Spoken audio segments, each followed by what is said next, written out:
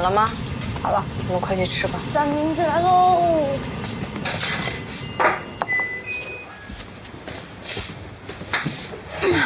下这么大雨，一会儿肯定要堵车，我们要早点出门啊。今天的晚饭就后我来洗，你的手受伤了。这么懂事儿啊？对了，晚上看完电影别让干妈请你吃火锅啊，她最近在减肥。我知道，她要穿婚纱。干妈回去了吗？我看一下啊，肯定是干妈。陌生电话。喂，哪位？你好，你是严玲吗？是我。你认识简雷雷吗？您好，您拨打的用户已关机，请稍后再拨。您好，您拨打的用户已关机，请稍后再拨。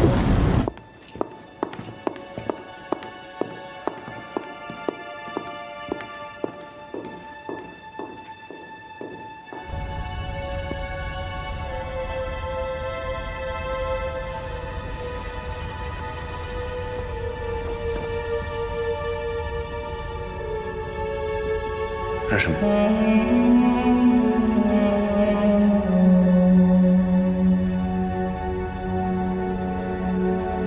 不可能，不可能啊！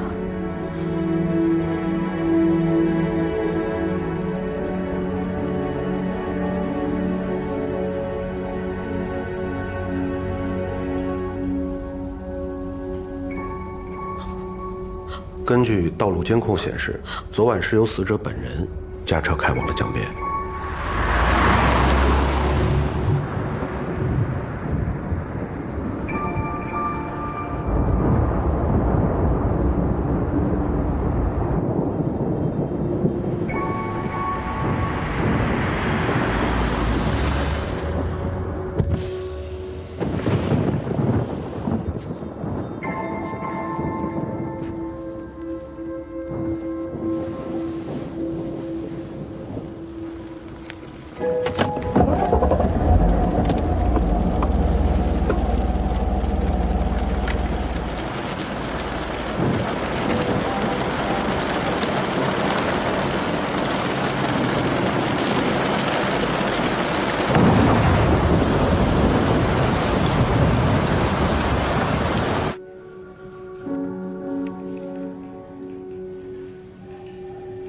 这是当晚龙会和监控拍到的画面。通过我们现场勘查，死者身体上没有其他明显伤痕，怀疑是死者有意用汽车尾气造成自己一氧化碳中毒，初步判定为自杀。蕾蕾不可能自杀，她不可能啊，她不可能抛下叔叔阿姨不管的，而且她都快结婚了，她什么都挺好，她没有理由这么做的呀。严老师，你说她快结婚了，她未婚夫是？叫夏意，他们两个是在银行的酒会上认识的，他们感情一直都很好。你有她的联系方式吗？我没有，蕾蕾手机上肯定有。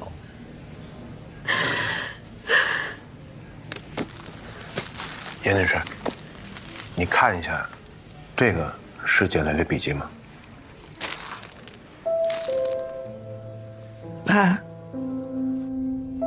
妈，对不起，对不起，对不起，我犯下了弥天大错，今生无法弥补，欠你们太多太多太多，来生再还吧。对不起，小乐，不能陪你长大了，干妈永远爱你。对不起，玲玲，下辈子一定跟你一起环游世界。记住，一定要替我好好的活着，你答应过我的。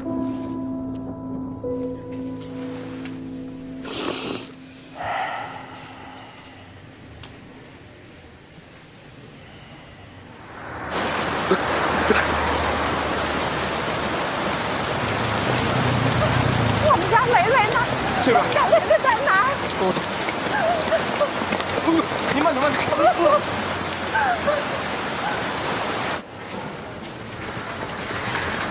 风妈，今天还得麻烦你帮我去看一下李长宁，我这儿有点急事儿，实在走不开。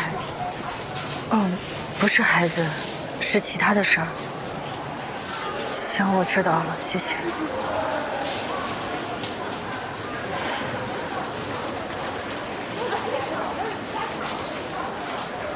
叔叔，阿姨怎么样啊？好点了。艳莲，有没有可能带我到蕾蕾那儿？我想替阿姨拿双鞋。哦，没问题。对不起，您拨打的用户暂时无法接通，请稍后再拨。蕾蕾之前说过，夏姨有任务的时候，经常手机没信号，等她看到了，她会打回来的。日子过得那么好，怎么突然之间就想不开了呢？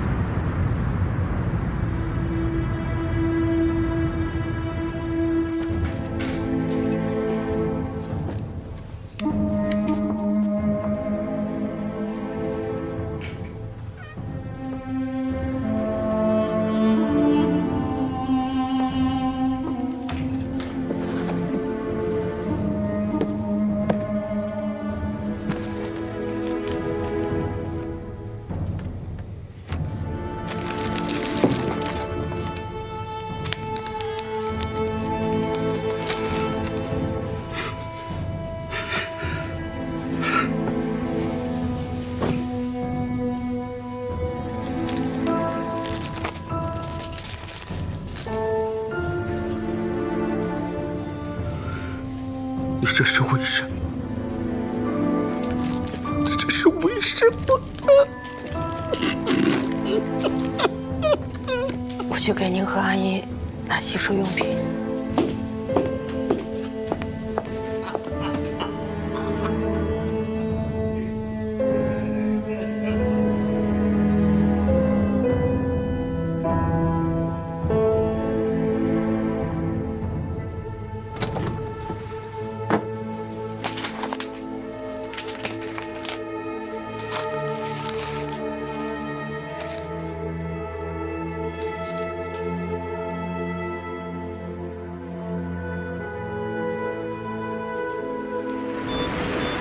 大冷天的，好好吃个火锅不香吗？传来这儿是吧？哼！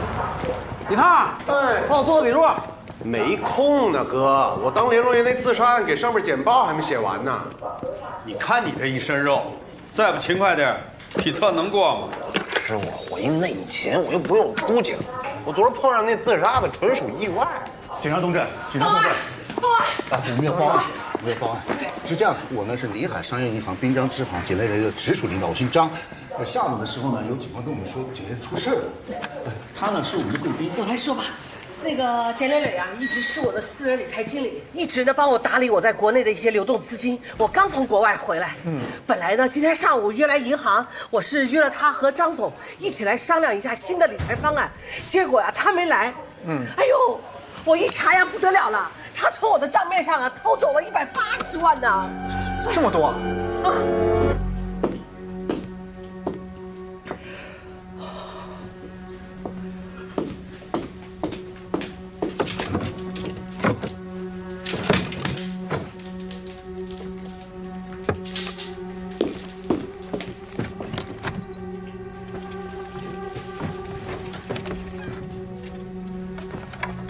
怎么了，艳玲？之前蕾蕾怕您跟阿姨不高兴，可能没有告诉您。其实她跟夏意已经同居一段时间了，但现在夏意在这里一点生活痕迹都没有。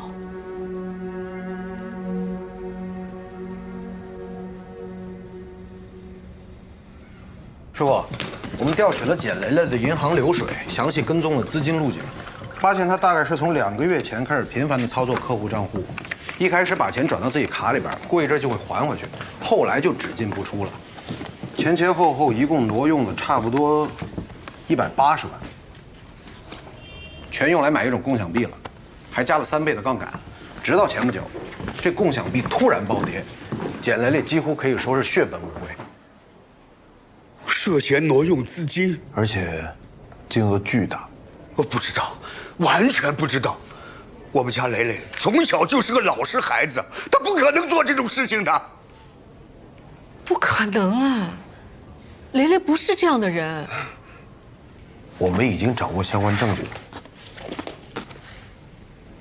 你们家属真的一点都不值钱啊？简雷雷的通话记录显示，最近1个多月，他跟你们所说的这个夏意没有联系。1个多月没有联系。简雷雷所有通话记录的机主，就没有一个叫夏意的。还有啊，我们在简雷雷车后备箱里边发现了满满1箱的奢侈品，粗略估计，价值近100万。箱子里只有他一个人的指纹。你们真的了解简雷雷吗？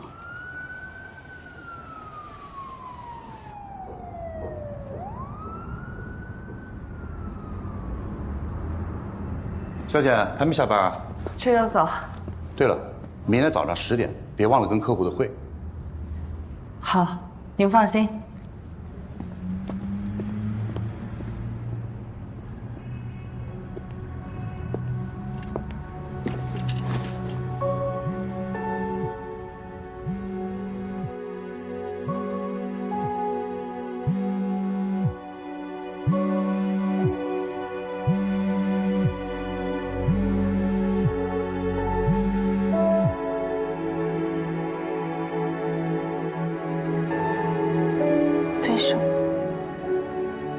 为什么我没接到你的电话？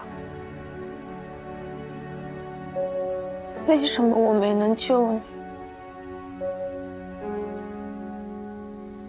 蕾蕾，你走了，我怎么办？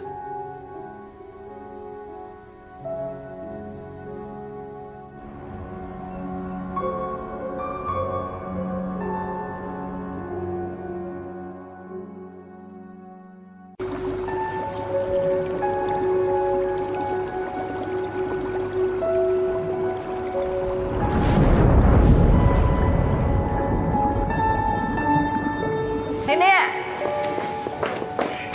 这餐厅是不是很贵？这是夏意朋友的餐厅。我看装修那么好。结婚？你们才刚认识几个月，会不会太快了？不快，我知道就是这个人了。那种感觉，我怎么跟你说，就是特别懂你，然后发自心底里欣赏你。哎呦，杨老师，可算是见着了。雷雷啊，总跟我提起你，你可是他的偶像。他是海上救援志愿者，我俩第一次见面，他就带我去鱼市。我们当时看到了一种螃蟹，看起来像花蟹，但其实有剧毒，吃了要进 ICU 的。夏意说了，这种螃蟹有个学名叫铜柱鼠弱，比水母还毒。美女，哪儿吃的不满意啊？没有，我是来找个人，他经常来您这儿吃饭。说跟您是朋友，夏总是吧？他是我们这儿的常客，不过有段时间没来过了。都是雷雷顶的座。服务员，买单。好的，先生，您开车来的吗？这边帮您登记车牌的话，可以免费停车的。哦，不用了，谢谢。好。杨老师，可算是见着了。哎，服务员，能不能帮我查一下10月18号简小姐他们的停车记录？可以的，您稍等。哎，您好，是114吗？麻烦您帮我联系一下东 A 4728K 的车主好吗？请他尽快挪一下车。哦不，是这样的，我不小心把他车给蹭了，我需要直接跟他联系，看看怎么走一下保险。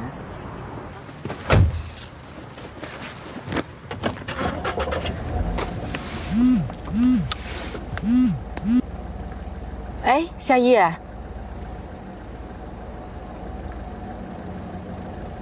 租车行？哎，里面请。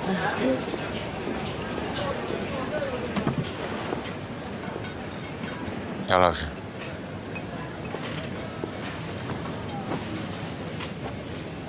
我是之前去闽州的一个岛上，参加一个海上封闭的搜救训练营，出来以后，才看见叔叔，还有那个警察给我打了那么多个电话。你和雷雷之间到底发生什么了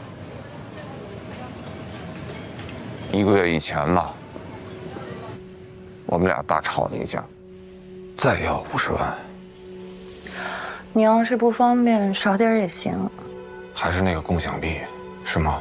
咱们之前已经折进去很多钱了，那不能无休无止的往里面投啊。你是说，雷雷已经问你借过好几次钱了？是。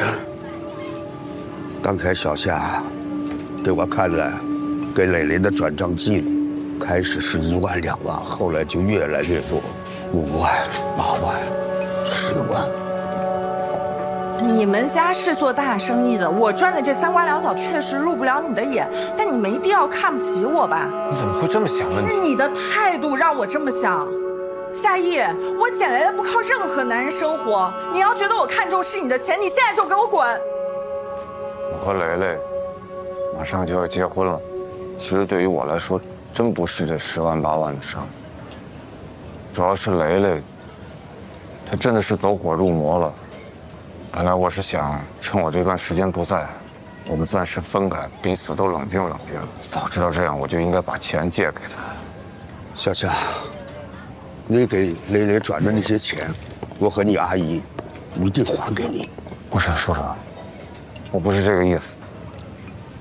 蕾蕾跟你在一起的时候，她用过奢侈品？用过。那为什么我从来都没有见过呢？那他也许是不想让你知道的。你们真的了解简蕾蕾吗？叔叔，您和阿姨都保重身体，吉安顺便。有什么事儿，您随时给我来电话。谢谢，谢谢。我得回医院了，你阿姨要着急了。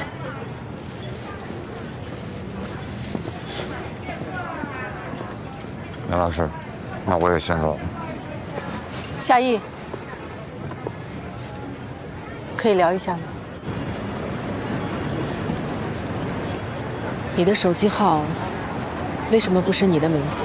刚才叔叔问过我，公司统一给办的集团套餐，会计给了我这张卡，我就一直用到现在。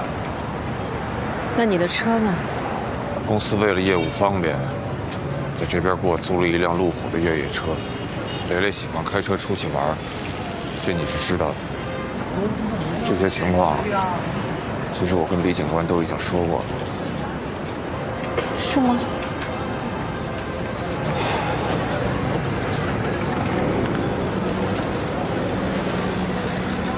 哎，李警官你好，我是夏意。对，已经见到蕾蕾家人了，都说清楚了。好，谢谢李警官，再见。杨老师，我知道你很难过，你要是觉得你现在你能骂我一顿，能让你解解气的话，我可以承受。因为这样我心里也会好受一点。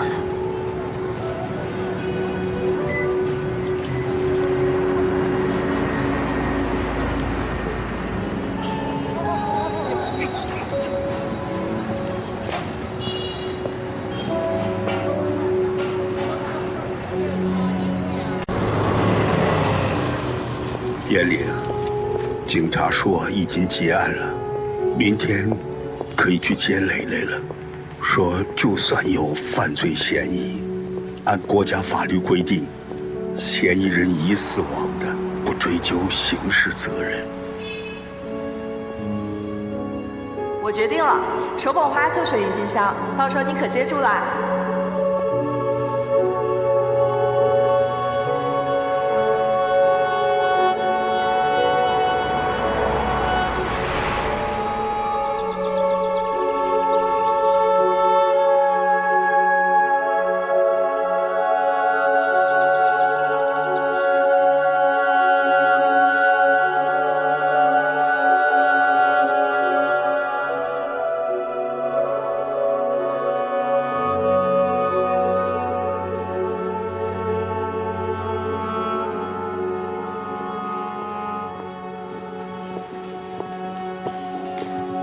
哎，您把衣服给我吧。我们家蕾蕾还是一个没有出门的姑娘，这衣服我给她换。您这身体还是算了吧，这种情绪激动，万一出点什么事，我们担待不起啊。阿姨，交给我吧，我去，你放心。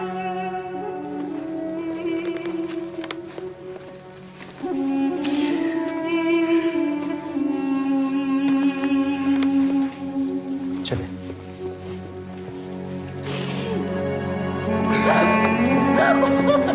我要再看她一眼，我要再看我闺女一眼。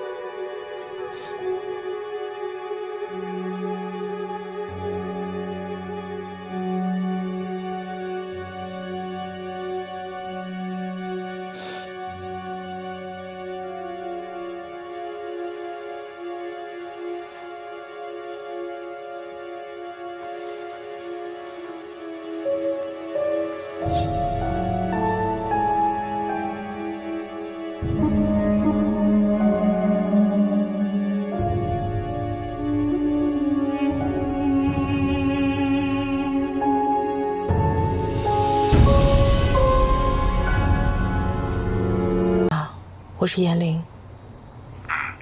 你知道蕾蕾身上有纹身吗？你刚知道吗？她什么时候纹的？蕾蕾她很怕痛，她连打针都怕，她怎么会去纹身呢？我们第一次的时候，我就看见了。虽然有个纹身，也没什么大不了的，不过我还是问过蕾蕾。她说，这只是一段有关过去的回忆。可蕾蕾的过去我都知道啊。可你不刚才知道她有个纹身吗？我觉得这是蕾蕾的隐私，她不想让我们知道，我们就应该尊重她。一想到她躺在那个冰冷的地方，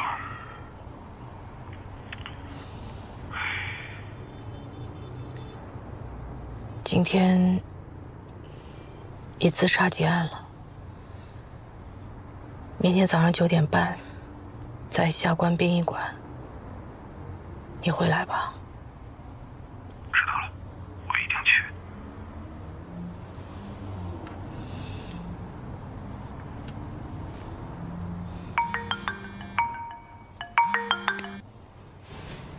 喂，徐老师。他就是为了报复我，偷了我的小乌龟。我没有。也行了。上次你打我们家浩洋的时候，我就没说什么，你现在怎么还偷上东西了？你这简直就是品质恶劣。你有没有打他？为什么？他说我是大骗子，被别人说自己干妈死了。那他打的没错。你说什么？你们说严家乐偷东西、撒谎，那都是非常严重的指控。他没有撒谎。我们确实是有非常亲密的家人，刚刚过世了。你不要以为今天我说你打得对，你就真觉得自己有理了。我是不是跟你说过，无能的人才会用暴力解决问题？我今天不打游戏了，交着午夜练习册，在4月份检查。哎，你好，我想问一下，有没有一位女士在你店里纹过一个眼睛图样的纹身？大概30多岁。图样我已经给你发过去了。没有啊？哦，谢谢。练习册和检查都写完了。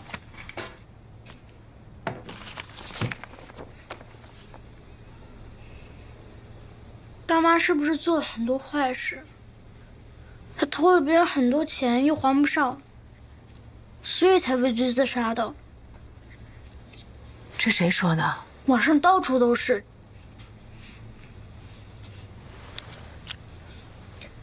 干妈的事情，我现在也不是很清楚。等我知道了，我一定会告诉你的，好吗？那如果她真的做了坏事呢？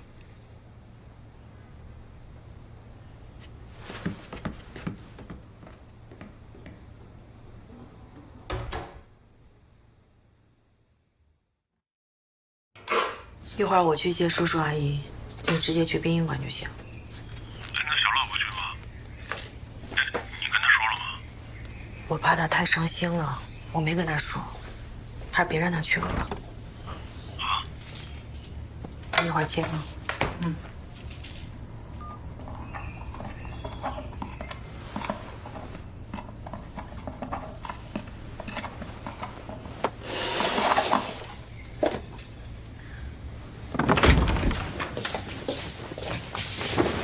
起来，到客厅来。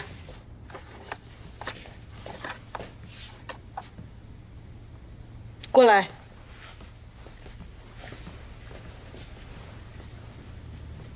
严家乐，你知道我最生气是什么吗？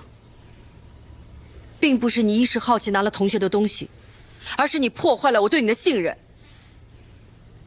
你一会儿把乌龟拿去学校还给同学，跟同学好好道歉。然后自己再去找徐老师，主动承认错误，不然等你回来，我再好好找你谈。你不去吗？我今天没空，自己犯的错误，自己承担。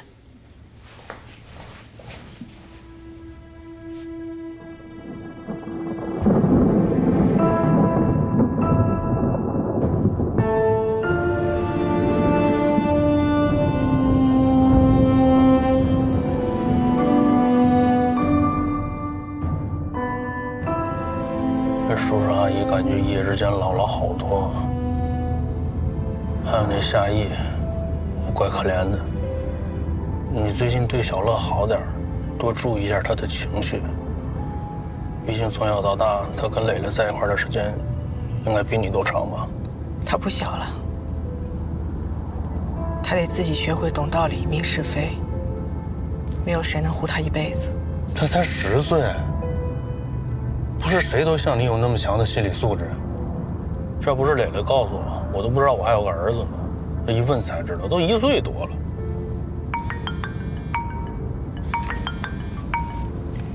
徐老师，你好，小乐妈妈，小乐身体好点了吗？小乐，他怎么了？你早上不是给我发讯息说他身体不舒服，给他请假了吗？我没有啊，我没有给你发过微信。哎呀，那孩子干嘛去了？他没来学校。他没来学校，我早上把他送去学校的。那我赶紧回家看看。好好好。啊，你俩是不是又干仗了？有吗？蕾蕾家没有，我家也没有。小乐，昨天不是刚吃过吗？快！我问一下，你看到这小孩吗？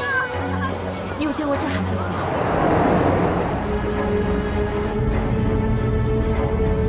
子浩妈妈，小乐今天有跟子浩联系过吗？没事，谢谢。吃个东西。小乐会不会出事啊？不会的，别瞎想了，好吧？哎，他那么聪明，肯定不会有事儿，好不好？哎，先喝口水，来喝口水。龙会合。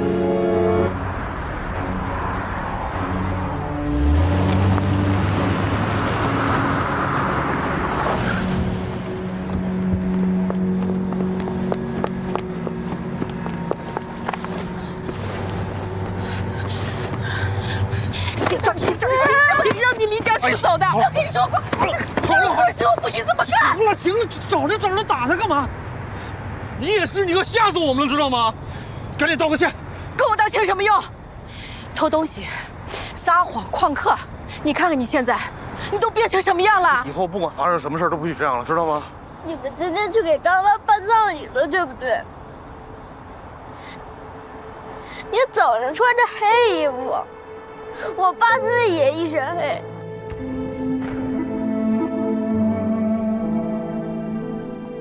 你们都瞒着我。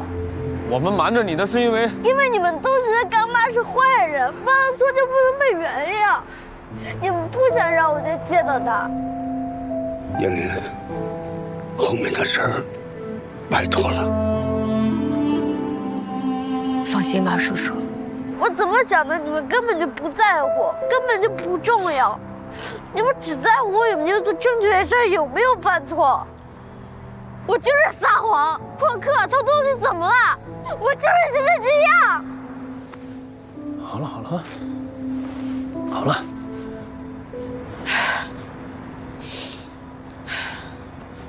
好了啊！跟我上车回家。颜良，你让他晚上住我那儿吧。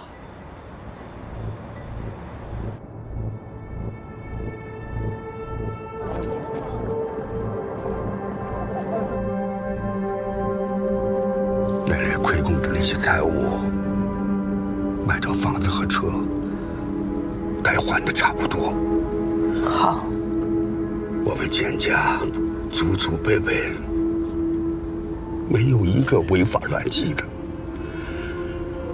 我们再也不想过去了，省得伤心。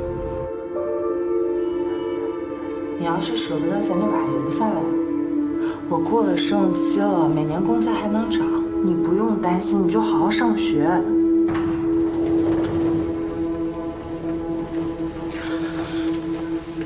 有我在呢，咱俩一个亲妈一个干妈都这么优秀，我就不家里养不活一个小孩，是不是？都会好起来的啊，一切都会好起来。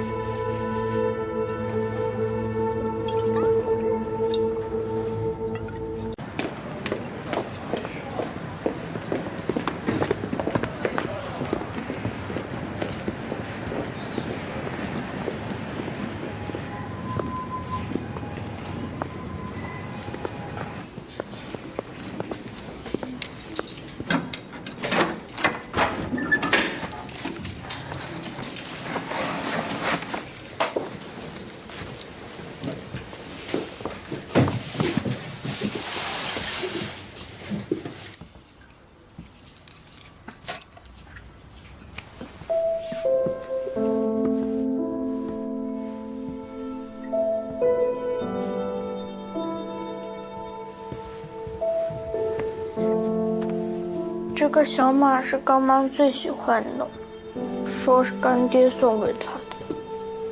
干妈走了，干爹一定比我们还要难过。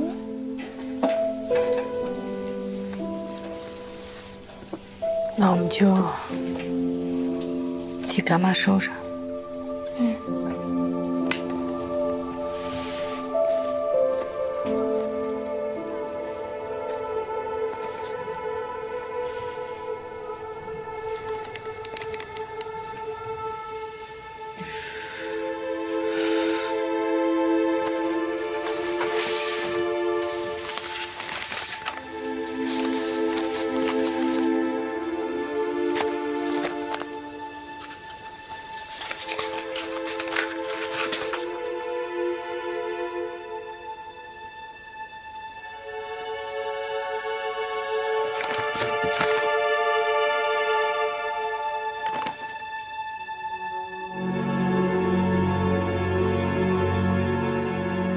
难怪他要挪用客户的钱，这把房子都押上了。30日之内如果不还款，这房子就要收走拍卖了。这房子是雷雷的命啊！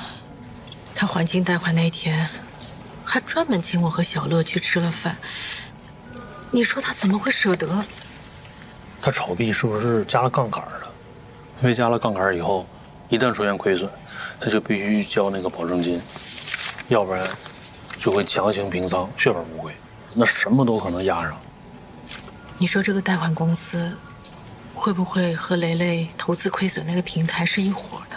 可是他这投资公司你不是查了吗？说挺正规的呀。你再查查这个贷款公司。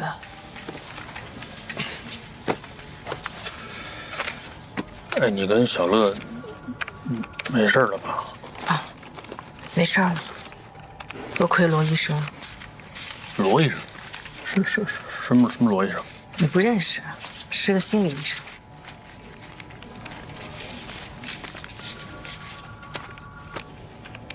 啊，你就用这个查？嗯，这我都查过了，没有线索才来找你的。我还以为你有什么特殊渠道呢。我就是一个普通小老百姓，你让我查个天气预报行？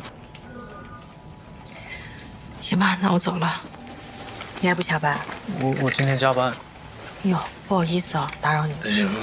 哎，对，那个钱，如果一定要还的话，我这儿还能拿啊，不用，怎么着也轮不到你这儿，我再想想办法。我先走了啊。行，你别太着急啊。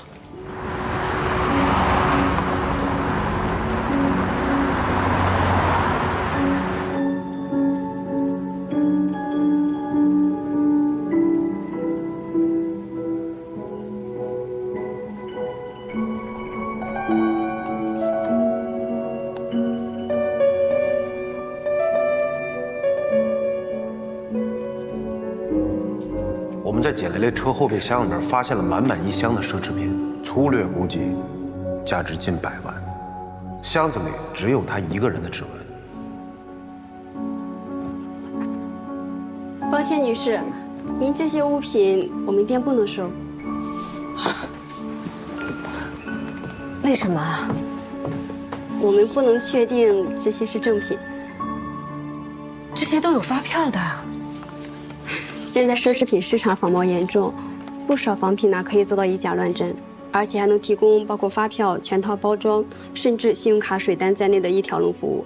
这几件价值最高的，这几个包，这块钻表、手镯，我们确认都是仿品。仿品？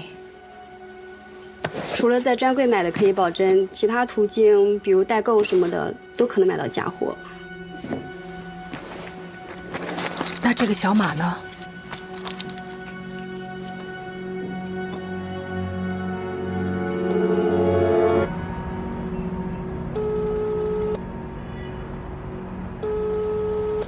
对不起，您拨叫的用户暂时无法接通，请稍后再拨。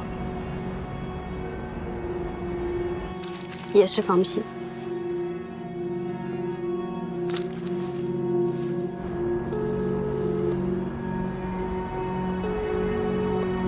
您拨叫的用户暂时无法接通，请稍后再拨。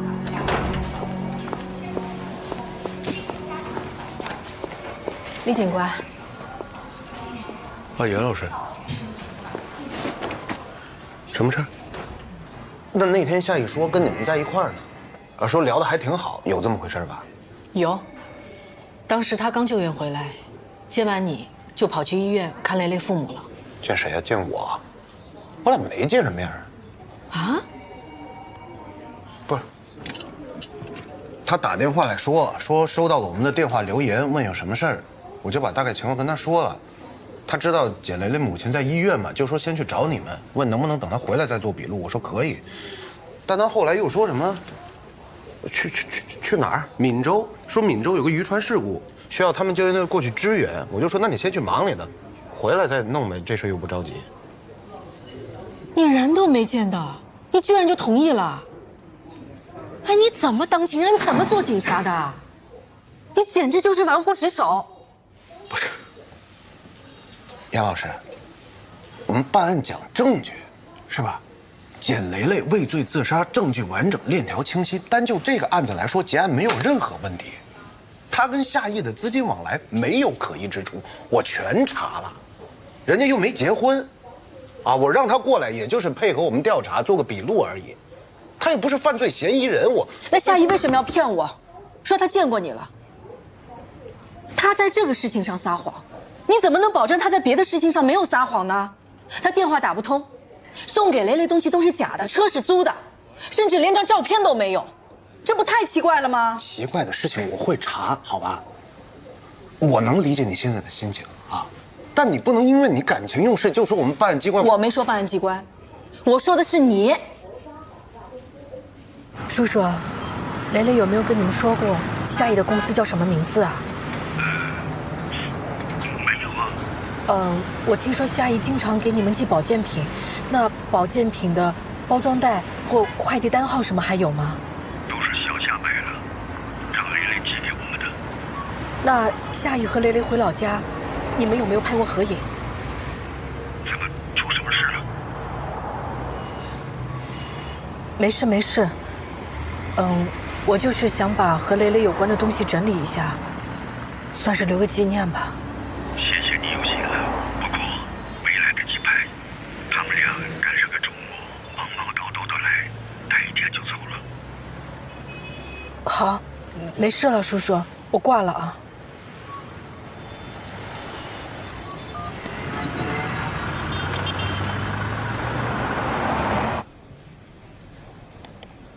夏意，俩女的，一老头，还有一服刑的没了呀。胖，胡所的演讲稿写完没？快点啊，催了。写着呢，写着呢。小王八蛋，人民警察都敢骗。胡所，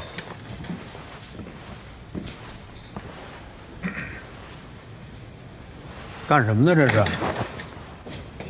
哎，这谁让你查的？快给我停下！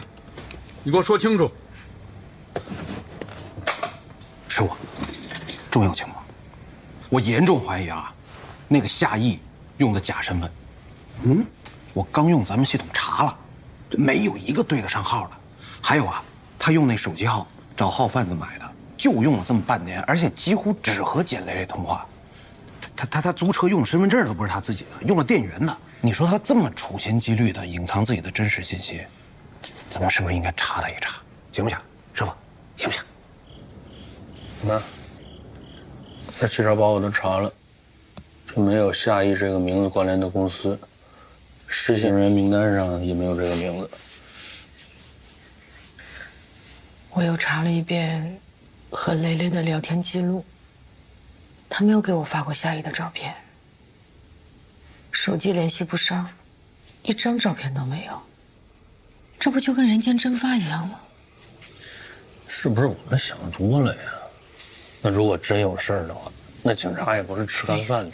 别跟我提警察，遇到一个胡子都没长齐的小孩，什么都不懂，还跟我打官腔。严家乐，你这都出来5回了，这次你要拿什么呀？你都有女朋友了，干嘛还来找我妈呀？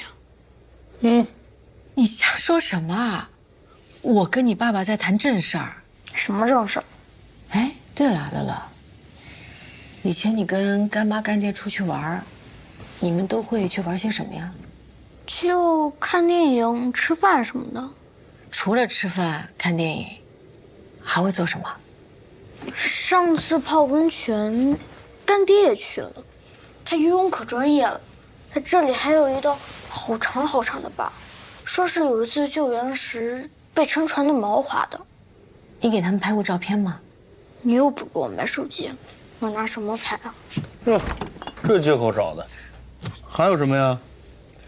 干爹打游戏可专业了，他之前还带我一起上分呢。打游戏？就是这个。呀，你都有这个皮肤了？哎，怎么了？干爹把账号注销了，一般人不玩，顶多就把号放着，没人会把号给注销的。东 A 4728K 是一辆路虎，我当时打电话来确认过，他就是在这里租的车。系统已经查过了，真没夏意之人。大姐，就是你举报的我们吧？警察已经找我们罚过钱了，你还要怎么样啊？警察？我跟李警官把事情都已经讲清楚了，那个叫什么夏意的我根本就不认识，他就是多给了我点钱，用的我的身份证办理的租车手续，按时还了车也没出现事故，没必要报警吧？抱歉啊。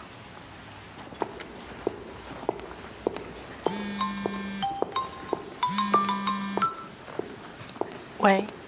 哎，我登录了小乐的游戏账号，翻了一下他的对战记录，就是有一段时间啊，他呢经常跟这个头像的人一块打，我怀疑这个人就是夏意。我把他那个头像的图片给你发过去啊。张宇。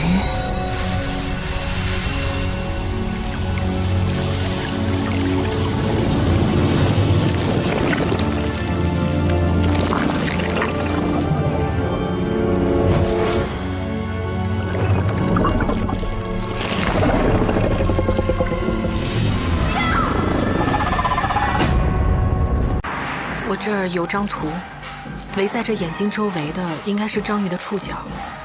你要是想起来谁闻过，麻烦你告诉我一下好吗？老陈，有人闻过这个吗？这个是美杜莎之眼。没有妹妹。那怎么把周围的蛇都改成章鱼了？傻该。麻烦你了。没事。威哥，哎。跑哪儿去了？这几天没见着人。我出外勤呢，有一个肇事逃逸的嫌疑人跑回西北老家了。我和东子刚抓完，正往回押呢。哎，那我前几天给你发的那个夏意的资料，你看了没？谁？夏意。啊，那个好像没有人报案，也没人立案。你想让我查查？那这么的吧，你要忙的话，要不我跟同事先跑一趟。好，挂了啊。简雷雷调入我行 VIP 服务部时间不久，这几个月他参加的客户活动签到表都在这。活动啊，主要以 VIP 红酒品鉴会为主，没有发现二位所说的夏意的名字。那这种 VIP 活动现场有监控吗？没有。高端客户一般都很注意自己的个人隐私的。这个周兴盛是，咱们是首富那个周兴盛？对，就是他。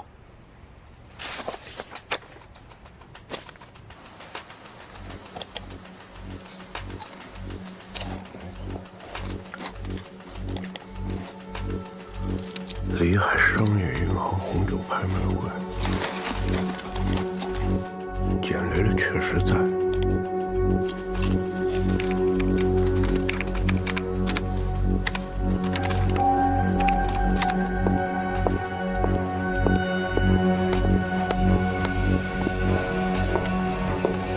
你好，您是这儿老板吗？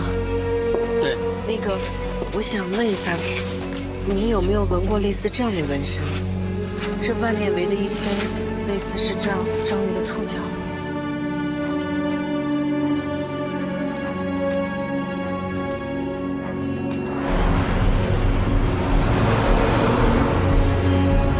我这儿一般都原创啊，你这图差点意思，没见过。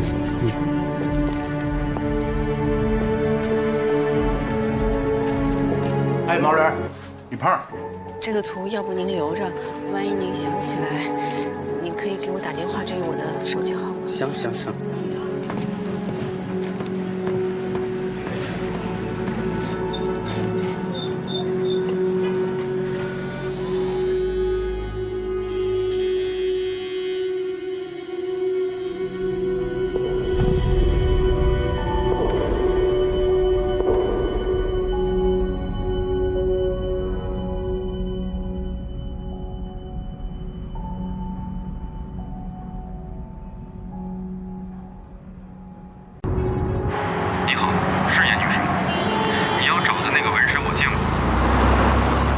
我们圈里这人给客户闻过，发过一个微博，你看一下。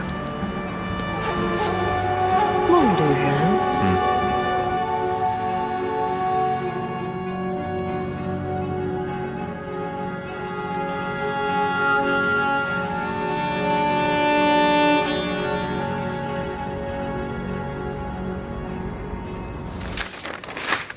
李岩总啊，您说的都对啊，是现在客户是有一些差评，但是集中体现在动作设计的2个段落上啊。您放心啊，这个新的角色跟场景建模已经进行中了，只要资金到位啊，我保证咱们能上一大台阶儿。刘总，啊，严总啊，您再给我一次机会，喂，哎，小吕，我告诉你，小吕啊。这什么玩意儿？我的钱是用来优化质量的，不是让这帮白眼狼勒索我的。做的什么玩意儿？什么玩意儿？我赶紧去！好，什么玩意儿？你们都！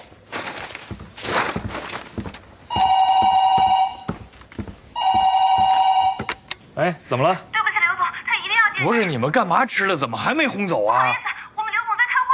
哎，抱歉，刘总，我真的有非常重要的事情想跟你确认一下，关系到一条人命，就麻烦你见我一下好吗？不好意思，真的不行。您听到我说话了吗，刘总？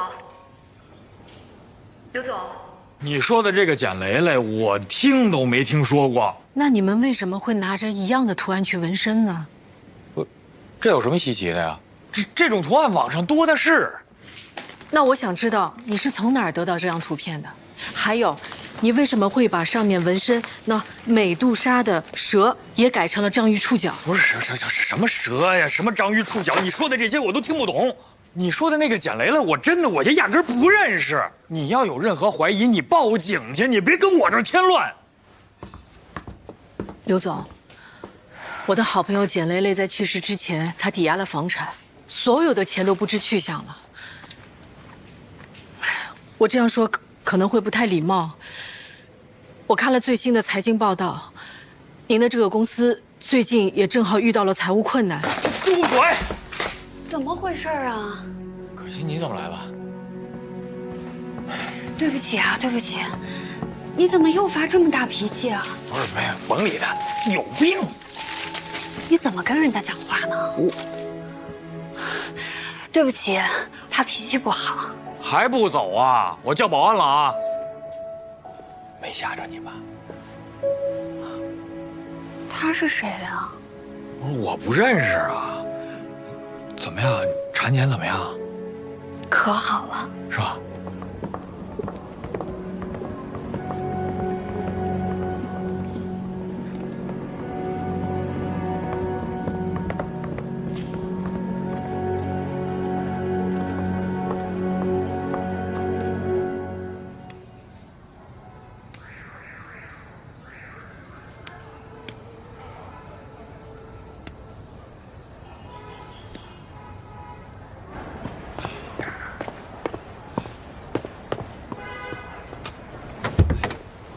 怎么不上去啊？你有女朋友了，我总去你家不合适啊。没事，你要想，在这说也行。怎么了？我来就是想告诉你，我找到跟雷雷有一样纹身的人了。我看看，是个游戏公司老板，他叫刘平，也算是半个公众人物吧。哎，那他没说为什么要把这个蛇改成章鱼吗？没有。哎。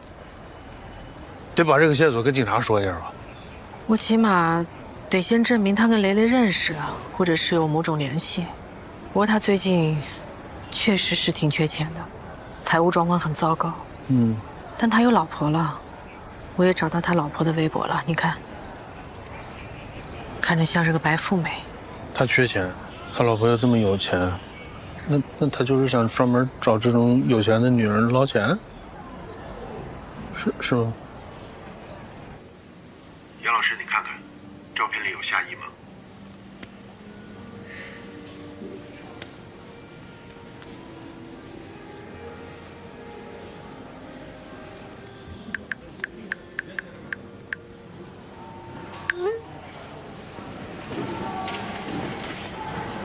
我结束啦，一会儿就回去了。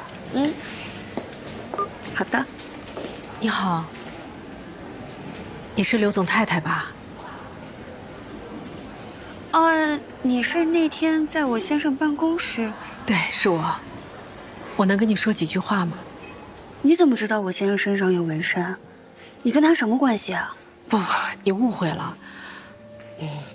我是大学老师，我姓严，和你先生有个一样纹身的女孩，那是我的好朋友。她前段时间自杀了，生前欠了很大一笔钱。怎么会自杀呢？这也太可怜了。你知道那个纹身是什么意思吗？那都已经是过去了。我们现在结婚了，所有的一切都已经过去了。我看过你的微博，你的家境好像挺好的。你什么意思啊？刘平找你周转过资金吗？严小姐，你太过分了。我很同情你朋友的遭遇，但是你不能因此就觉得所有人都是坏人吧？我没有什么话要跟你说了，你不要再骚扰我，也不要再骚扰我先生了。不好意思，于小仙，我如果说任何让你不高兴的话，我道歉。你说的每一句话都让我不高兴，你要是再骚扰我，我就叫人了。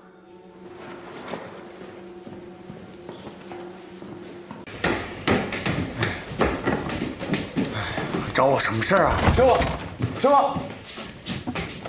不是，慌什么呀你这是？我最近啊，跟我同学什么的打听，问着好几个，说是一开始谈恋爱，最后骗人钱的案子。我觉得跟简雷的案高度相似，我怀疑这里边有同伙作案，咱们应该立案侦查一下。这不，那个导弹他就不是，王子文警官他就碰见一个。哪片区的？报告胡所，我是小李大学同学，在上官派出所担任社区民警。小李跟我说了以后呢，我就报告了所长。他同意我来跟您汇报相关情况。那怎么不穿警服啊？今天我休息，李胖非让过来跟您汇报。说事。就是前天夜里我们出警，有个女的要跳楼，然后救下来以后，她说她在网上认识一个男的，然后谈了一阵恋爱以后呢，那个男的非要拉她一起来投资。然后她的钱就被骗走了，然后那个钱呢，是她和她老公一起存着买房子的钱，然后她就被她老公打了，然后呢，她就心情不好。然后，第一，这作案手段不一样，一个是网上，一个是真人，再一个，作案结果不一样，一个是骗着钱了，一个是没看出骗钱。那我问你，怎么证明他俩是同伙？拿谁立案？你跟这瞎点什么头？你说案情，你说都说不到点上，那你说，那女的就他们揪下那女的说，在网上骗她那骗子，除了人好，还特别有爱心，最关键的是，也在一海上救援队当志愿者，是不是？对，我忘了。我说到这个，我想起来了，我还有个事儿没跟李胖汇报，说这个人海洋知识特丰富，曾经在水产摊里认识一种毒螃蟹，叫同柱熟肉。你怎么知道？他未婚夫是叫夏意，他是海上救援志愿者。我俩第一次见面，他就带我去鱼市。我们当时看到了一种螃蟹，看起来像花蟹，但其实有剧毒，吃了要加锌的。螃蟹叫同柱熟。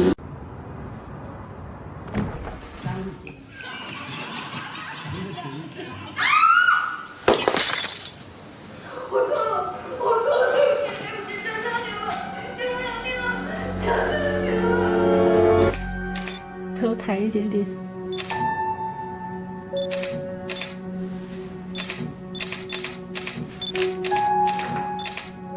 所以到底是怎么回事？他喝醉了，回家之后，他直接就倒在床上，我就说给他倒杯水。然后呢？然后我打他了。然后他起来，突然一下就勒着我的脖子，然后就开始打我。你为什么打我？打你？我打你需要理由吗？我不高兴我就可以打你。好。不要，对不起，我错了，我错了，错了就完了。老子不许吃不喝的，你嫌弃我？我不知道为什么，我都不知道为什么。我真的想不起来了。我回去之后，他好像一直问我说，我外面是不是有别的女人了？所以你就打了他。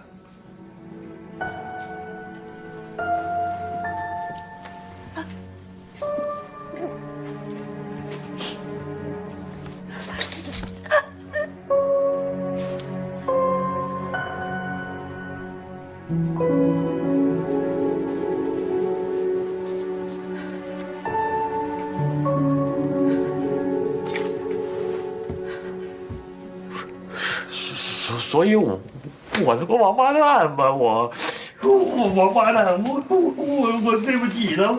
多好一媳妇儿对不起他被你打成这样，听说要拘留，还替你求情。真要和解？都这样了，你确定还是要跟他和解吗？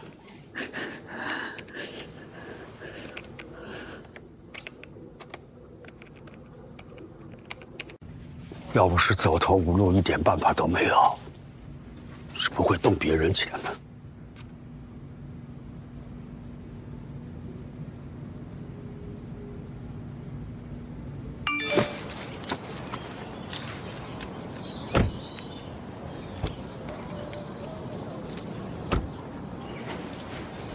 对，是我们小许的照片。在这之前，你们警察同志不是来调查过吗？你们要找的人啊，不是他。还有别的警察找过他呀？是啊，不但有警察，而且还有2、3波的小姑娘，说是小许和他们网店，让他们投资，骗他们不少钱。邢师傅啊，你那儿有你们救援队所有队员的合照吧？有啊。小许啊，可是我们队的好小伙子啊。前一段时间出任务的时候，救人受伤了，一直都在医院里面昏迷不醒的。也就上一周，手刚刚能动一下，人家时间一对啊，这人根本不是他。喏，人都在这儿了。哎，好。你这是哪一个王八犊子？用小许的照片坑蒙拐骗的，太缺德了吧？这里边没有叫夏意的吗？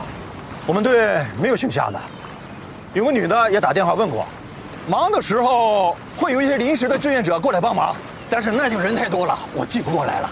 啊，行，啊，谢谢您啊，哎，谢谢您，慢走。然后之后咱留个方式，如果有什么重要的线索，立马联系我。好啊，好，来，给我电话，你自己。好，我记下一下，来。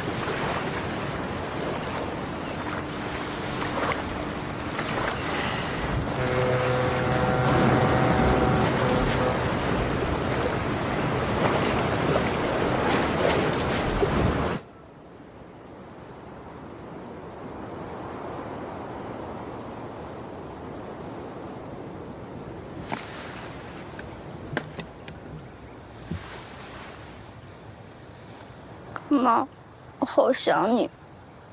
一想到以后再也见不到你了，我就很害怕。我好想见见你，可是我怎么都梦不到你。我梦到他了。哎，小夏，你来了。小夏来了。阿姨，干爹， 57了，我相信雷雷会回来看我们的。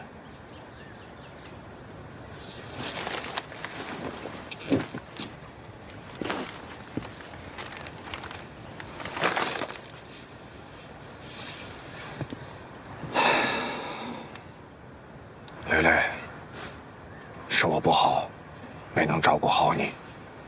我们说好的，婚礼的时候就用你最喜欢的郁金香作为手捧花。可惜我没有这个福气了。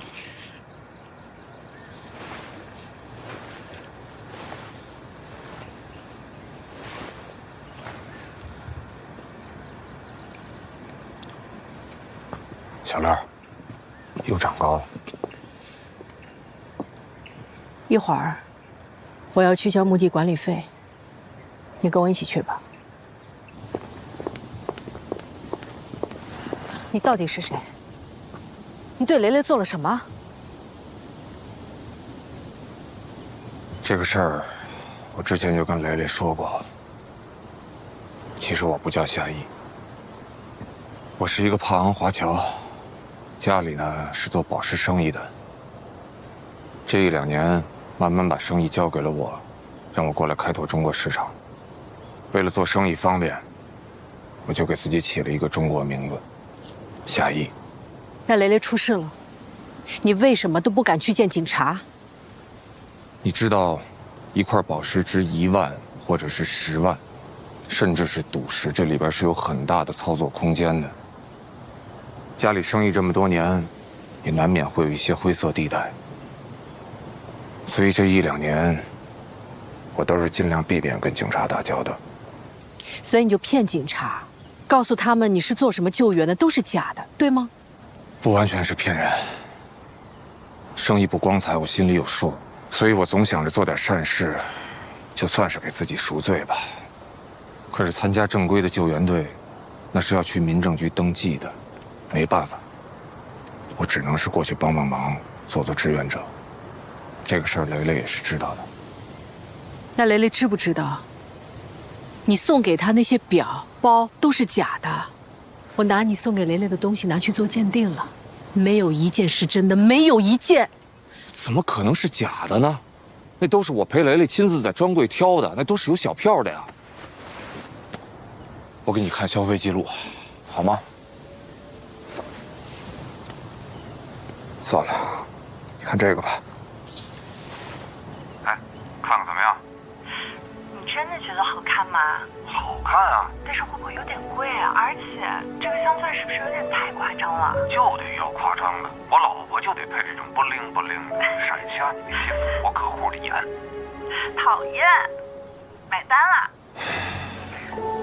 雷雷啊，一定是缺钱了，所以把那些真的卖了，又不能让我知道，还得给换成假的。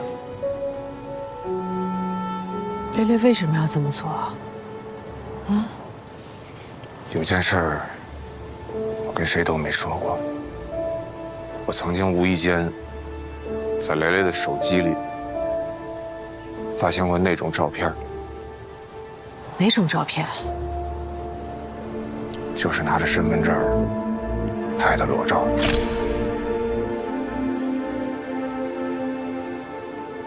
你说，雷雷她去借裸贷？所以我猜测，雷雷身上那个纹身，应该也是按照这些人的要求去纹的。不可能啊！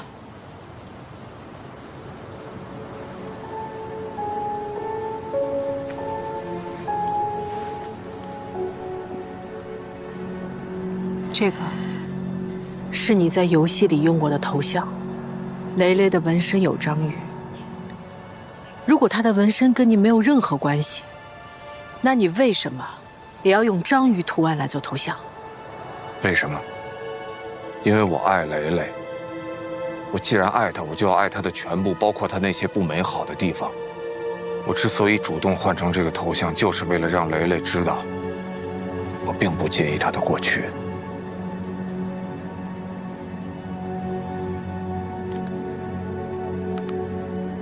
不可能！如果真的是这样，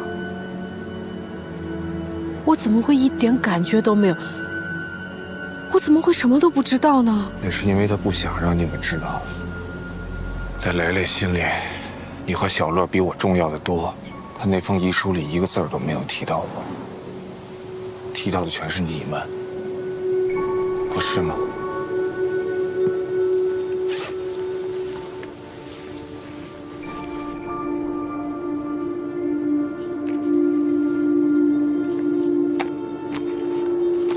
你可以拿去核实，大不了牵扯出家里的事儿，我顶多也就是被驱逐出境，永远回不来就是。我会的。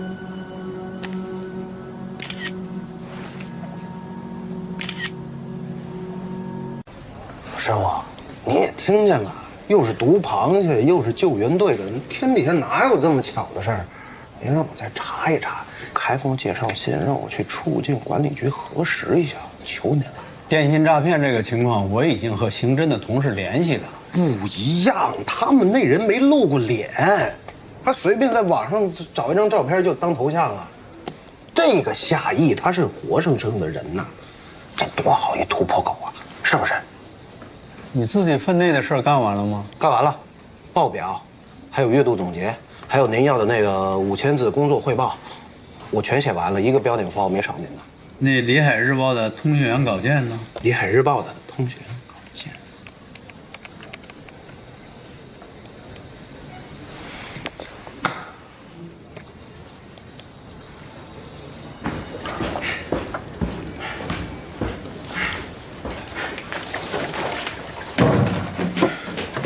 李哥，胡所让你帮他跑一趟，说咱们辖区有个外国人签证到期还是怎么的，让你去出入境管理中心问一下。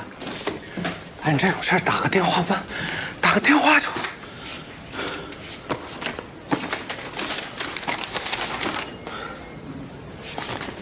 介绍信给你开好了，本职工作也不许耽误啊。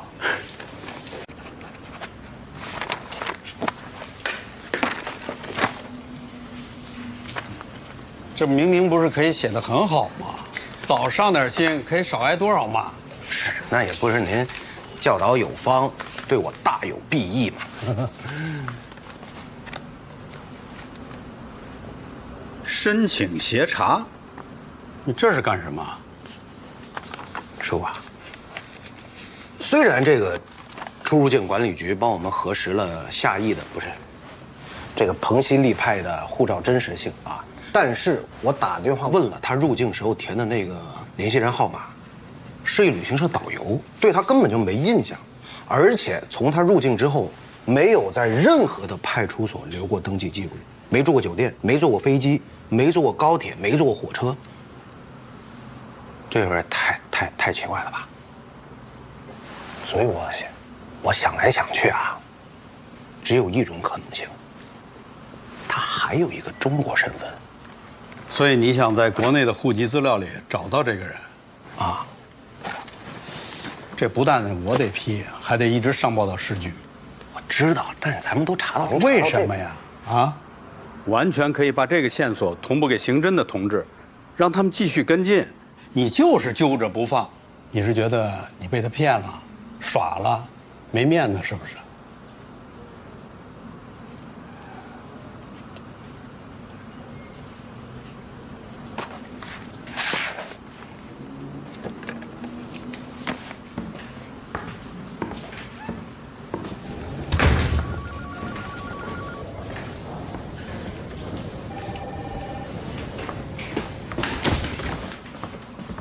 我不能说我从来没这么想过啊，师傅，但现在这个事儿他已经跟面子没有关系了。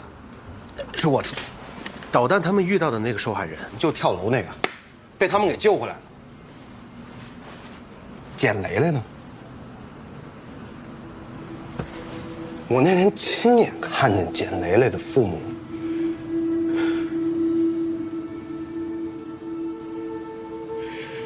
在我面前哭得多伤心，多绝望。我就想，我是不是应该再努力一点？我再坚持一下，我有没有可能把他们全救回来呢？我明明接触过这个彭西利派啊，我都离他这么近了，我感觉我马上我就能够着他了。我现在如果就这么放弃了，万一刑侦那边的同事一个没留神，没注意到他呢，这孙子不就跑了吗？哎呀，我不知道咋说，我得对得起我身上这身衣服呀，师傅。要不我晚上我睡不着觉，真的，师傅。我这几天我晚上我一闭眼，我全是毒螃蟹，全是救援队，全是彭西利派，又什么夏邑了，我都快逼疯了，我已经快被他。别给我丢脸。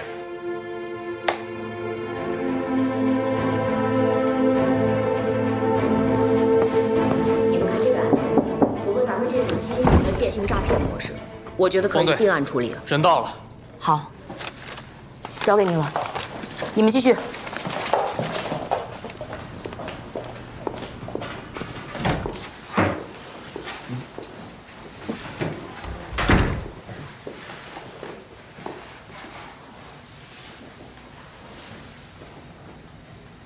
蔡志宇，别人叫你蔡蔡，对吧？说说你搭建的这个汇利碧荣吧，怎么运作的？网站上这个电子汇率的走势，都是你们虚构的，对不对？无论是涨是跌，你说了算。我看你以前也是大厂的网络工程师啊，做这么个小网站，屈才了吧？我听不懂你在说什么。你们很聪明，和客户聊天，用感情拉他们入局投资是一伙人，操纵网站走势是一伙人，转移资金又是另外一伙人。客户的资金不通过网站，而是直接打到另一个银行账号上。你作为这个中间的环节，既不接触资金，也不接触客户，看似是最安全。但你有没有想过，我们为什么最先抓到的是你？你以为用多层代理，隐藏了 IP 地址，甚至跳板到国外服务器，让我们找不到节点日志，你就安全了？汇利碧荣的网络域名是从哪儿来的？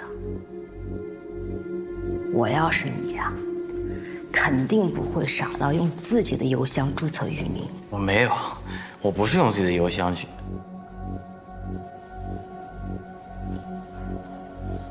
你的确没用自己的邮箱，你是找人在网上买了个境外邮箱。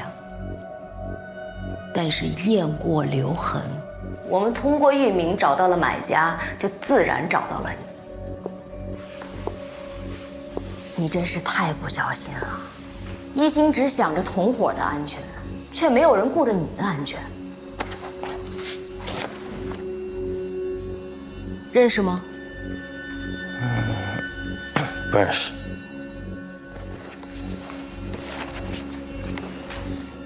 这个呢？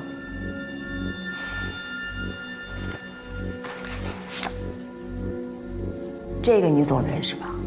你们俩都合影了。别以为你们是铁板一块儿，我们盯你们不是1天2天了，也不是1个案子2个案子了。你今天可以谁都不认识，好好睡一觉，仔细回忆回忆，他是怎么把客户带给你的。想想你的上个环节跟下个环节都有谁，你想起来的越多，也就是他们的问题越多，你自己的问题就越少，明白吗？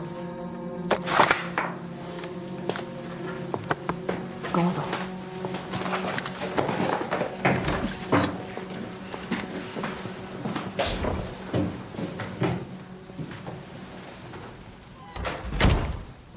彭鑫入境以后去哪儿？找到了吗？还没找到，但是那个出入境管理局说，有个姓李的警官也在找这个彭鑫李派。你把李警官的资料找给我。好，我现在就去。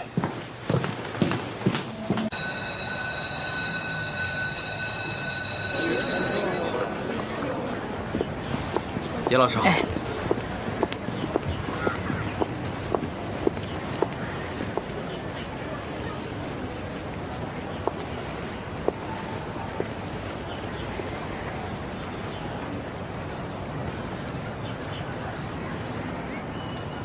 银玲，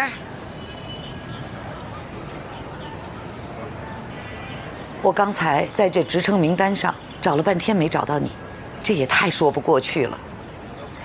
我拿了处分，凭职称不给过，能理解。再说学校也要对其他老师有所交代。一天到晚的帮别人，结果呢，你还把自己给害了。没那么严重。你呀，就是不知道轻重。万一没评上，影响你续聘呢？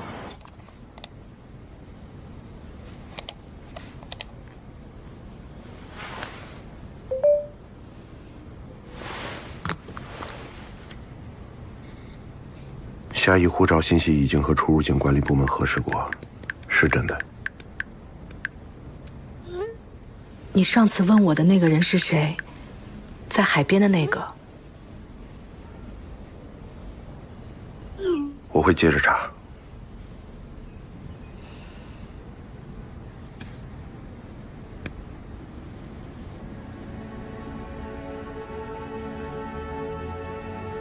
蕾蕾，你到底想跟我说什么？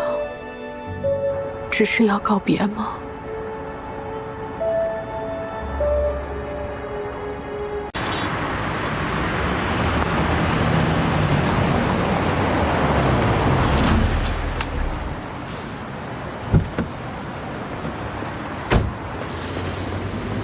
你怎么了？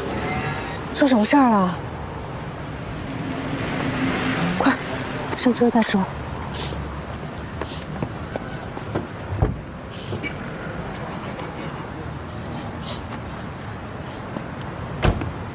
他知道你怀孕了，还把你打成这样，你怎么能一而再再而三的原谅他？他最近工作压力太大了。你不要替他找理由。你就算不为自己着想，你想想肚子里的孩子。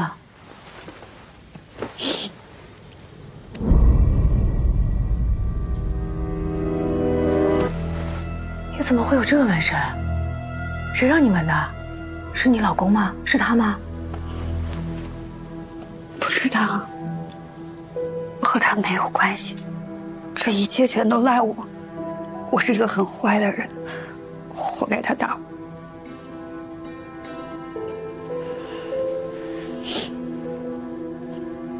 我之前借过一笔钱，但是我不知道利息会那么高，钱越滚越多，我还不上，就被债主逼着按他们的要求纹了身，还拍了那种照片，说拍完就可以抵掉一些利息。你说，蕾蕾她去借裸贷？所以我猜测，蕾蕾身上那个纹身，应该也是按照这些人的要求去纹的。你借了多少钱？本金是8万，后来我也不知道怎么回事，越滚利越多，到最后有好几10万。那你家里人呢？他们没有帮你吗？我那段时间跟家里人没有联系。我父亲去世了，因为我。当时原本我是在家陪我爸，但是我跟男朋友吵架闹分手，我就跑出去了。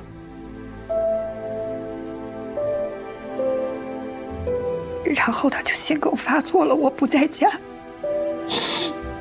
都是因为我。那个时候小，我特别不懂事儿，如果不是因为我父亲也不。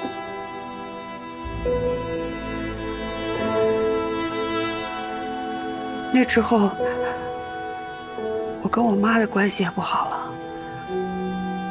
我知道她怪我，我自己也没有办法原谅我自己，我就从家搬走了。后来，我妈很伤心，移民去了国外。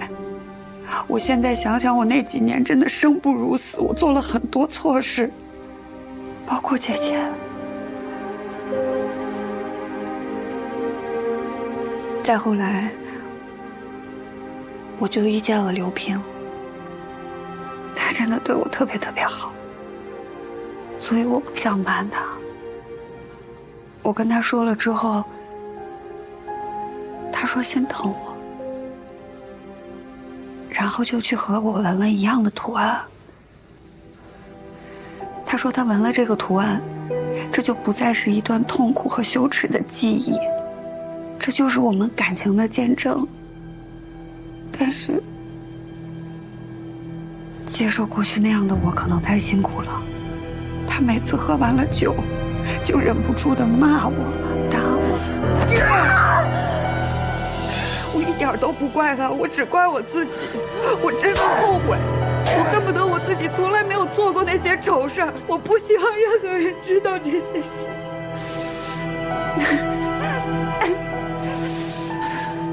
我记得你跟我说你的那个朋友，那个纹身，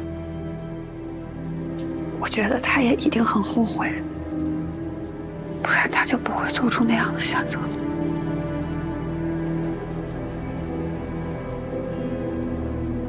姐，你会不会看不起我们？不会啊，当然不会。那你接下来呢？有什么打算吗？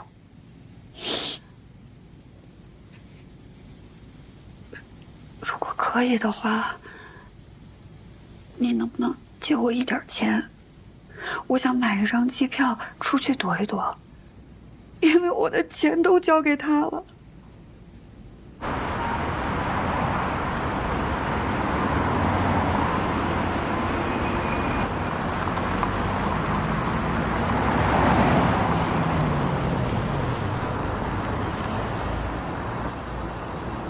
你跟我说你的那个朋友，我觉得他也一定很后悔，他也许比我更后悔、更痛苦，不然他就不会做出那样的选择。我犯下了弥天大错，今生无法弥补，欠你们太多太多太多，来生再还吧。因为你们都觉得干妈是坏人，犯了错就不能被原谅。你会不会看不起我们？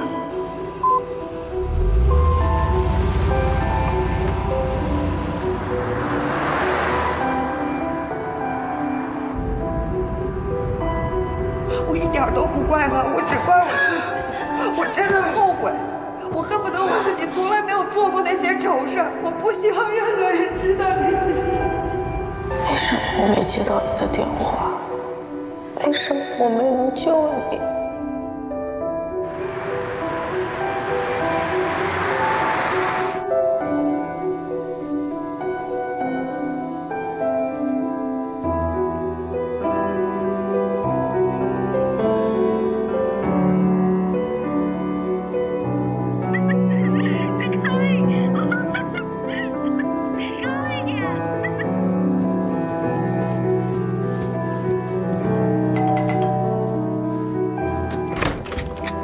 姐，可心，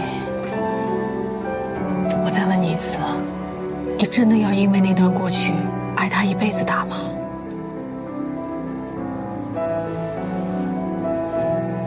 我不怕，但是我害怕我的孩子和我一样爱他。你有没有想过改变，重新开始？你的意思是离婚？我想过的，因为我不希望我的孩子长大和我一样每天担惊受怕。犯一次错就要及时止损，不能用另外一个错误再去弥补，这样只会错上加错，最后到无可挽回。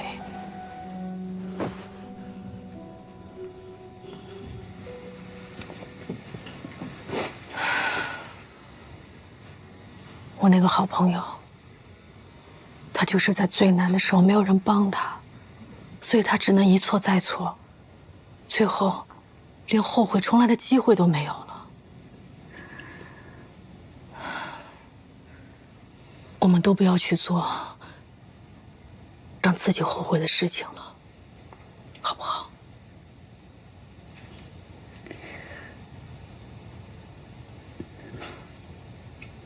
那我该怎么做？我帮你找律师。我担心你一个人应付不来的，你需要有人来帮你。谢谢你，我真的不知道该怎么谢你了。我们要是早点认识就好了。先不说这些，你现在最重要的是要养好身体，情绪稳定。毕竟你现在是2个人。爸爸自己也能把你养大，是不是？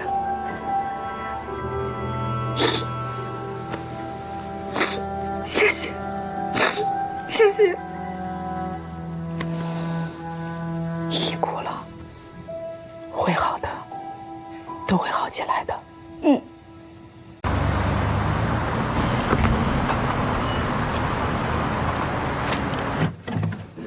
稀客啊，小师妹。上学那阵儿，你就神龙见首不见尾，一转眼毕业都快10年了吧？啊，咱同门聚会也不见你出现，就看你一篇一篇论文发表了，一骑绝尘啊！师兄说笑了，你也发表了不少，我都拜读了。来，尝尝这个。你评职称那个事儿，我也听说了，对你续聘不会有什么影响吧？我可以帮你活动活动。但是我这个2级学院的院长，未必说话那么管用。谢谢师兄，但其实我今天来是想请嫂子帮个忙。周密啊！啊，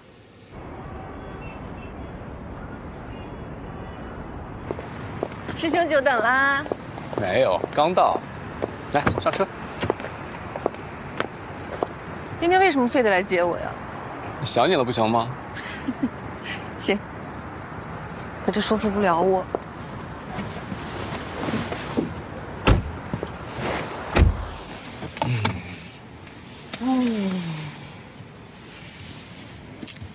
确实有个小事儿想找你帮忙。你还记得我师妹严玲吗？记得。那个被正房女儿打上门的校花吗？嗯。找上你了？什么呀？不是找我，是找你。说是有个案子，想请你帮忙。不帮。你还不知道什么案子你就不帮？我跟他没有交情，我对他有看法，我不想站他的边儿。开车。哎，你看看你这嫉恶如仇的，不是谁都跟你一样一身正气啊，是吧，老婆？我自己交车。走，我带你吃火锅去。我听说啊，那个女方老公是个商界的公众人物，这案子接了，你应该不吃亏。开车。好嘞。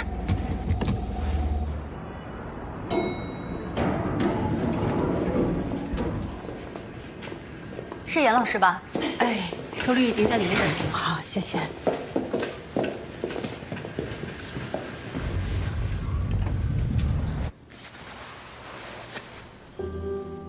身上还有伤吗？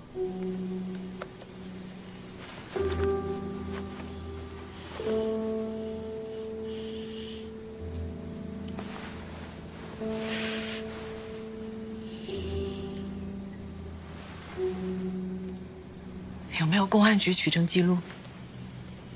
这次没有。医疗记录呢？之前有。是哪家医院啊？这些证据都很重要，能帮你在离婚中争取更多权益，说不定还能告您丈夫违法。我不想这样。周律师，林姐，我不想难为刘平，我真的没有想到会走到这一步，但是我真的不想让他再打我。他上次打我的时候，他还给我写过保证书。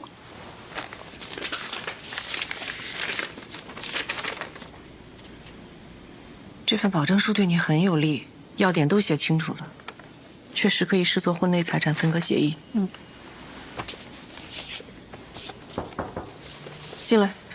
周律，这个是您要的客户委托书，还有项目经。嗯。这是周律师聘用委托书，你看看，同意的话可以签字。谢谢师姐。那这个律师费我们律师费等他离婚后拿到分割财产再支付。哦。如果你允许的话，我需要拍照，固定证据。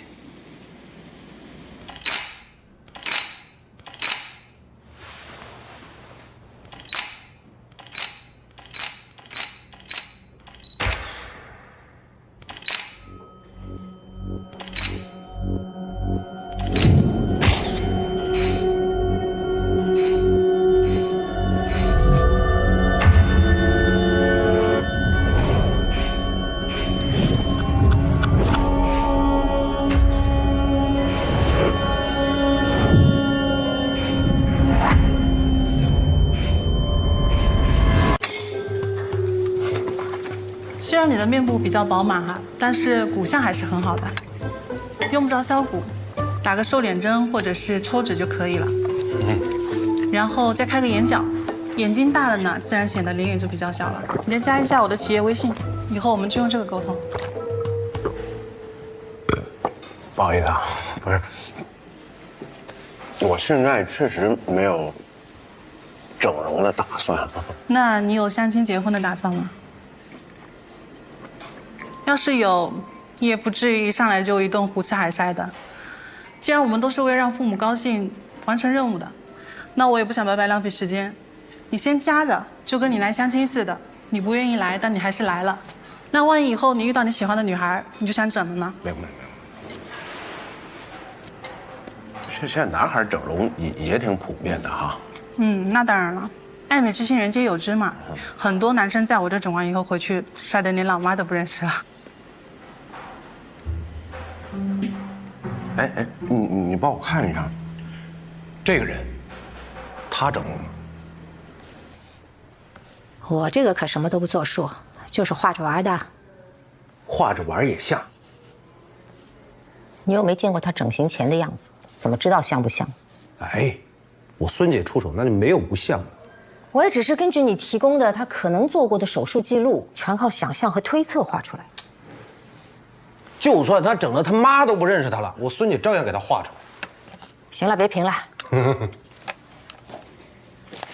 拿。小王八蛋，我让你躲。然后呢？嗯？你拿着这画像，准备去哪儿找人啊？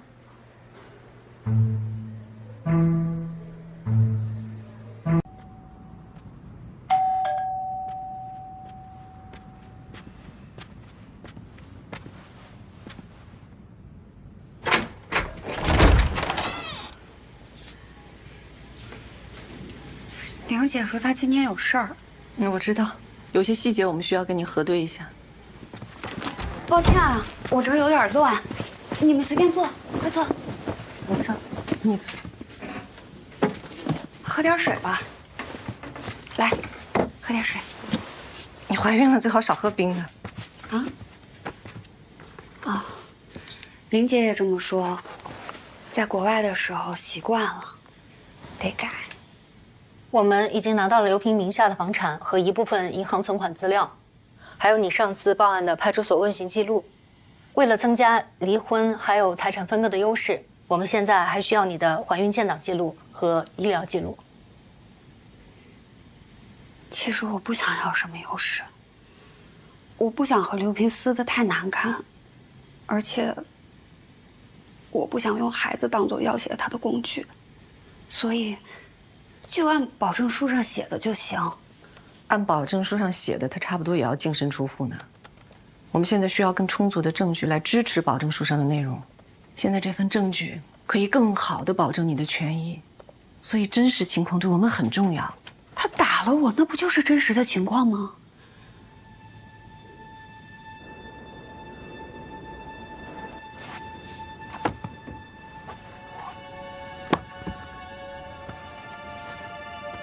我记得，如果律师和客户签订了委托协议，那律师就有义务保密。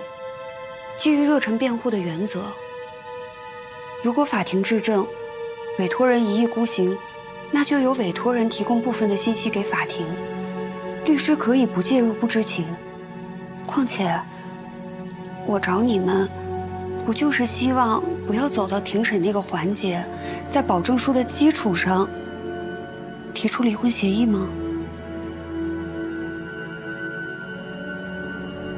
你说呢，周律师？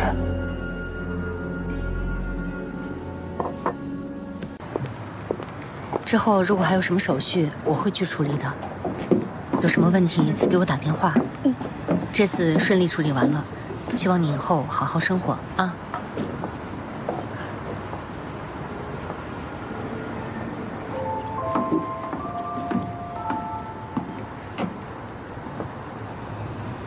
以后找个好女孩，好好对人家，别再喝酒了。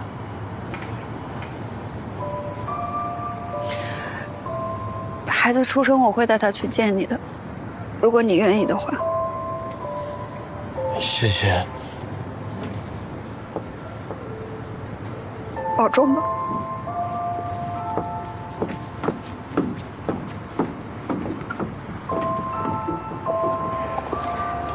谢谢你和周律师，我们一直在给你们添麻烦。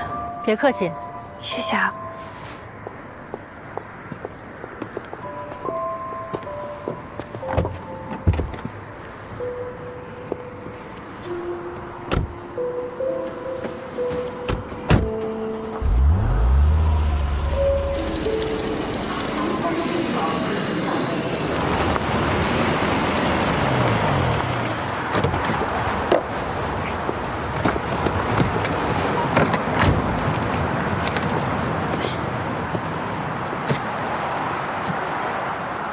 你回去，你妈妈一定很开心。好好照顾自己，好好养身体啊。他肯定会怪我的，不听老人言，吃亏在眼前。嗨，当妈妈的嘛，肯定都容易这么说。但你要相信，他们肯定是爱孩子的，尤其是她都要当外婆了。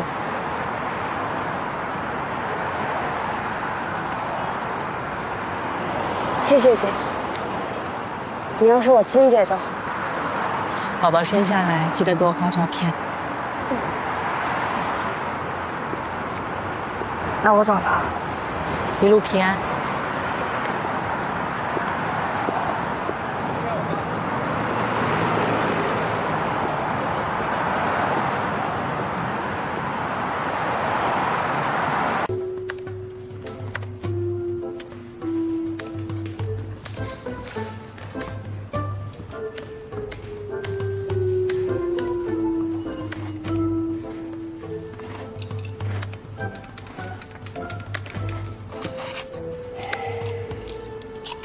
难怪。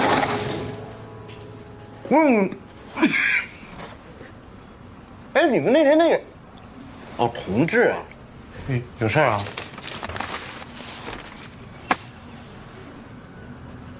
你怎么有这个？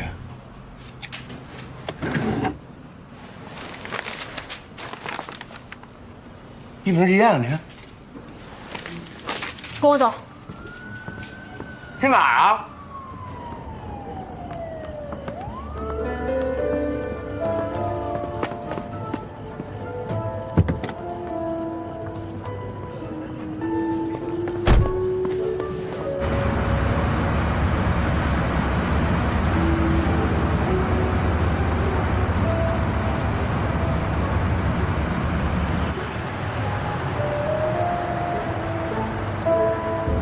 专案组管不管饭？管。哦。哎，那我所里边那个饭卡在专案组能不能用啊？用不了。哦。没事。在干嘛呢？刚吃完饭。哎，你架着呀！你这。在玩游戏对不对？我又没有要说你，干嘛那么紧张？就先出游戏，我跟我爸都等好几天了，我们俩特搭。听爸爸话啊！我到家了，我先挂了。哎。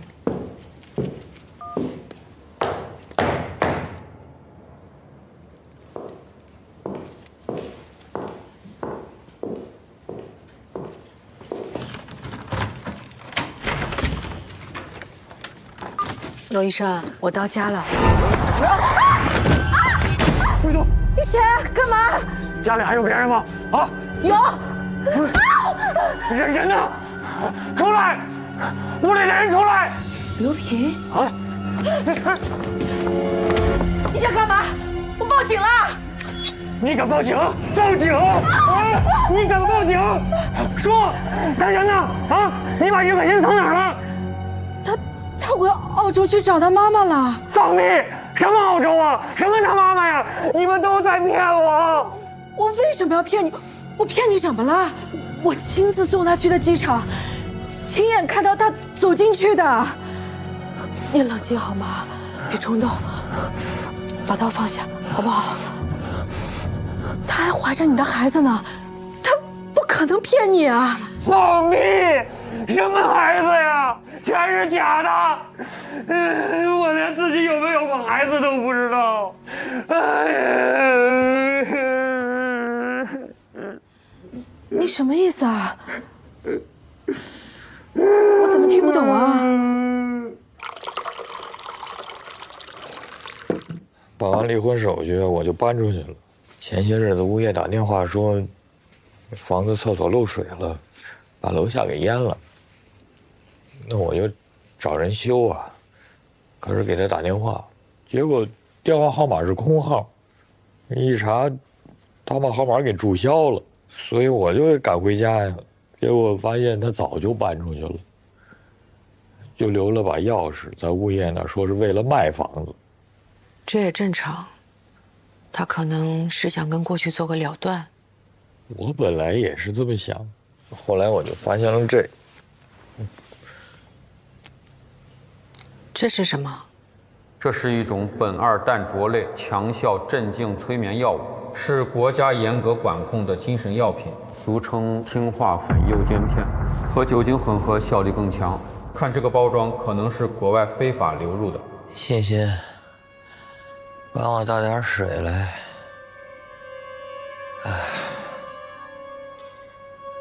欣欣。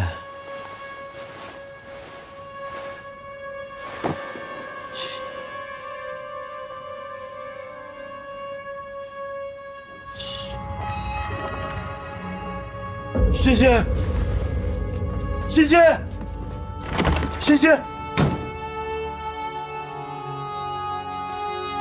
欣欣，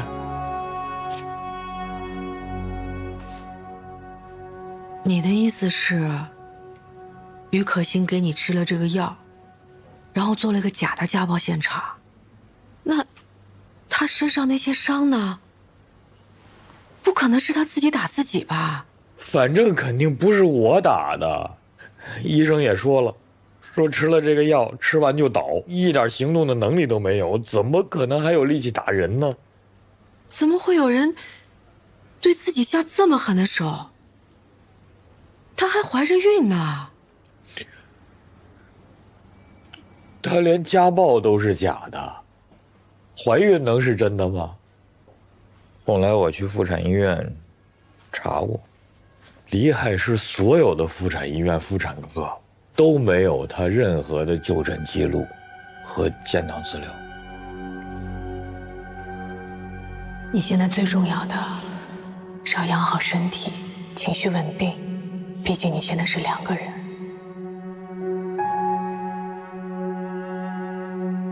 妈妈自己也能把你养大，是不是？这也太荒谬了。他来找我。是想管我借钱出去躲几天。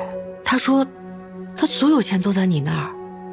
我看过他的微博，他挺有钱的，还有房子呢。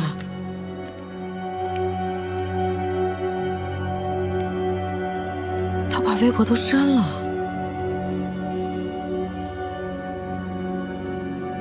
后来我去过那个所谓的家找过他，他说是他妈妈给他买的。但实际上，那房子是租的，只租了2个多月。结婚后，从来都是我给他钱，他没有1分钱放在我这儿。纹身，我是因为纹身找到你的。他说你为了他，纹了那个纹身。你是不是知道他借过裸贷？什么裸贷呀？这纹身是结婚那会儿，他跟我闹，非逼着我纹的，说见证我们的爱情。这个，刘平，你恶不恶心？我真没想到你是这样的人。不是，欣欣，你听我说，欣，别碰我！不是，欣，你，哎呀，我这真的不是你想的那样，我是叫了几个同事，加班的同事，有男有女。那女同事就一定是好人吗？啊，如果你们俩之间真没有什么，你身上为什么会有他的头发？我也不知道嘛。不知道。欣，你消消气儿嘛。哎呦，手机啊！手机，我手机！给。我现在就给你同事打电话，我一个一个的打，我一个一个问的清楚，到底是怎么回事？欣欣，我求你了，你消消气儿，这真的，咱们都结婚了，我不可能跟别的女人有关系。是吗？那你发誓啊！我发誓，我刘平，我发誓，那个你是都发不明白，光凭一张嘴就行了，我凭什么信你？我问你怎么向我证明？欣欣，你消消气儿。欣欣，咱们别生气了嘛。你让我怎么证明我就怎么证明啊！别生气了，不求证明啊。那你去纹身。纹身？纹一个一模一样的图案在你身上，证明你爱我，证明你只属于我一个人。要是有哪个女的看到了你这个图案，我就咒你们这对奸夫淫妇不得好死。欣欣，你不同意啊？不是，我想教你纹身，就是想证明你爱我，你只属于我一个人。因为我爱蕾蕾，我既然爱她，我就要爱她的全部，包括她那些不美好的地方。就被债主逼着按他们的要求纹了身。蕾蕾身上那个纹身，应该也是按照这些人的要求去纹的。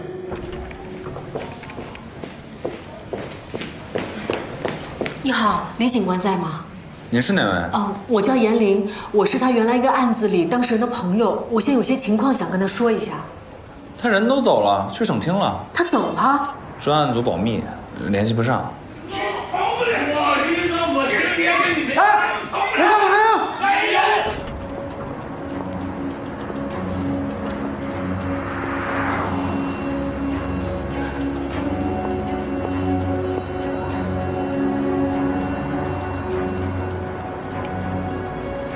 您好，您拨打的号码是空号，请核对后续。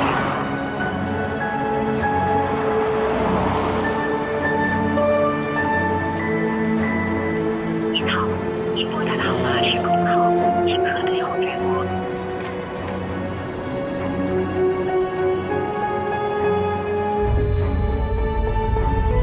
就被债主逼着按他们的要求纹了身。又是他的身份证，还拍了那张照片。他说他心疼我。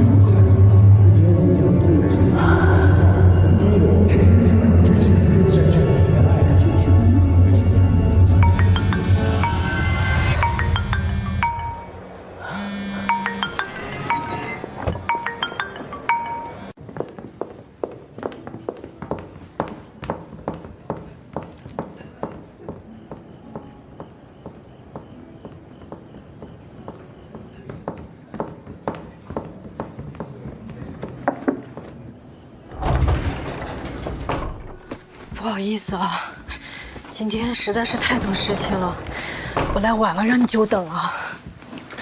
你是真的很忙，我看得出来。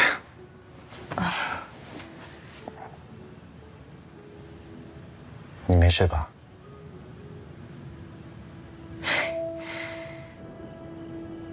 都是我的错，我简直跟吃了迷魂药一样。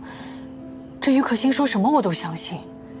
这个于可欣似乎对你很了解，所有的点都打在你的软肋上。童年就失去父亲，和李长宁一样遇人不淑，都曾经被伤害得很可怜。他说纹身是因为裸贷，和夏意说蕾蕾是同样的理由，我就这么相信了。我竟然没有去怀疑，也许他们都是骗子呢。他们会不会认识啊？夏意是之前蕾蕾的男朋友，蕾蕾一定有跟他提过你。他们互通了讯息，把你会产生怀疑的漏洞全部补上了，同时利用了你的内疚，因为你还处在失去蕾蕾的悲伤和自责中，所以更容易去相信，有假扮类似遭遇的于可欣啊。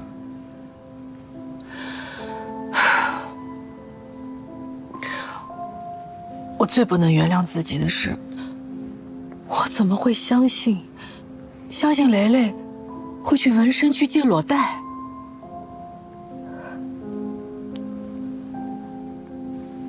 你是不是觉得自己背叛了蕾蕾？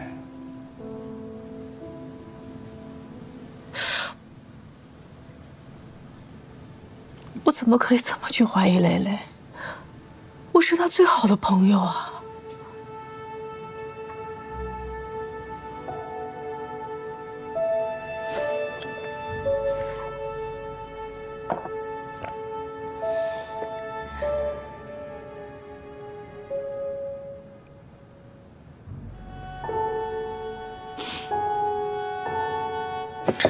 少喝一点，喝醉解决不了问题。挺好，我们是人，犯糊涂犯错是我们的出场配置。更何况，这个骗局是他们为你量身定制，换作是我们任何一个人都很难保证不被骗。你不要这样责怪自己。你像个女超人一样，拼尽全力的保护李长宁、原野，甚至是这个于可欣。你知道为什么吗？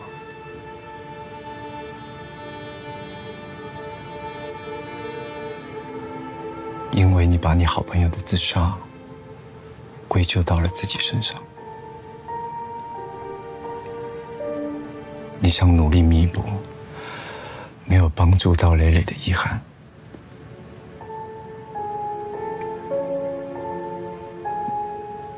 总是拯救他人的人，其实是在拯救自己。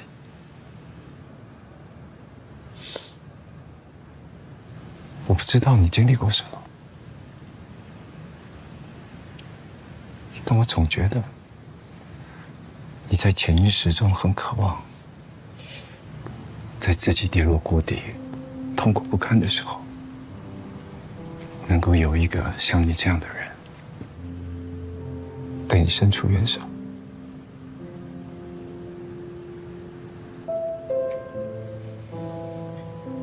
我想告诉你，如果你愿意，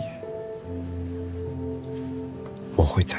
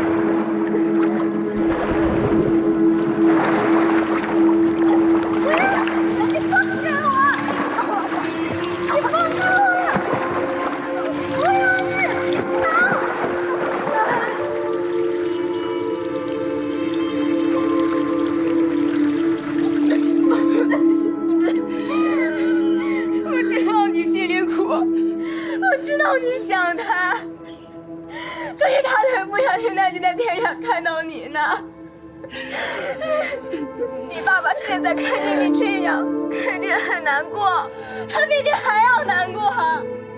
你还有我呢，颜良，你还有我呢，你还有我呢，颜良。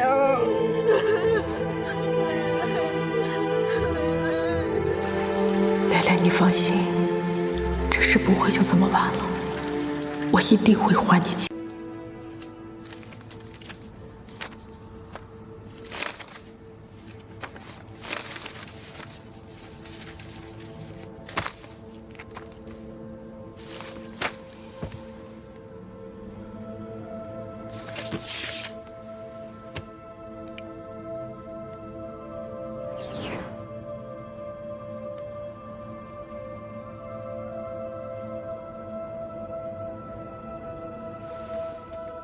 这个眼睛和章鱼的纹身图案好漂亮。他知道这个纹身。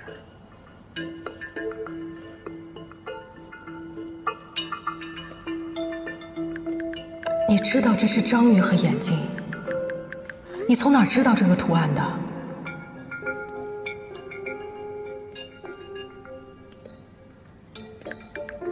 你看到我的留言，请一定回复我。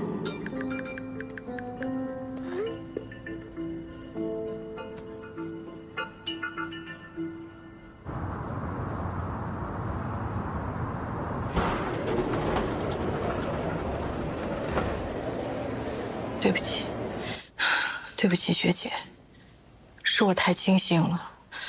我把一个骗子介绍给了你们，我现在就想能够找到这个于可欣，这样不仅能给刘平个说法，也能帮我朋友找到骗他那个人。我曾经跟你说过，于可欣看起来有保护自己的能力，她没有你以为的那么单纯。但她是我的委托人，她提供的所有情况我必须保密。哪怕在我们的委托关系结束之后，我仍要保密，这是法律规定。我知道，那我们真的拿他一点办法都没有了吗？他从结婚、离婚到分割财产，所有流程都合法，除非刘平可以证明家暴根本不存在，或者他可以证明于可欣结婚的动机就是为了离婚分财产，否则我们没有他的任何把柄可以在法律上追究他。可他明明就……周律师，于可欣她做的这么漂亮，一看就是个老手，她一定还会找下一个目标下手，会有其他人受害的。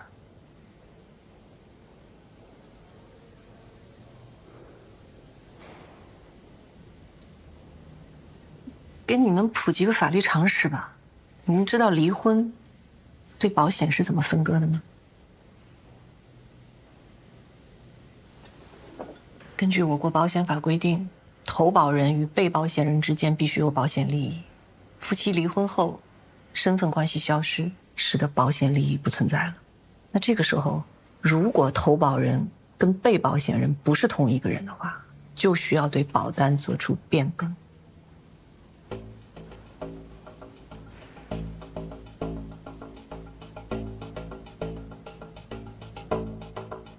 你的意思是，他们购买了保险，在财产分割时对受益人做了变更？关于客户的隐私，我无可奉告。就是这个，这就是那家保险公司，当时是他拿来的广告宣传。他说他是这个投保人，也是被保险人，我呢是受益人。他说将来有个病有个灾了，还能给我留一笔钱。虽然这保险钱是我出的，但是我当时特感动。那你还记得离婚时这个保险是怎么做的分割吗？没分割呀，钱都给他了。虽然他律师说了，说我有权利拿回这个收益金的50%，但是我没要。但变更受益人还得你亲自签字吧？是我，可是我当时哪有心情啊？说实话，我连看都没仔细看，就直接签了。对了，他说过，说保险受益人想变成他妈妈。哎，那他妈妈的信息你有吗？那保险经纪人呢？你认识吗？这都是于可欣一手操办的呀。我在签字的时候好像见过经理人一面。不对呀，这周律，他也不会平白无故提起这件事情啊。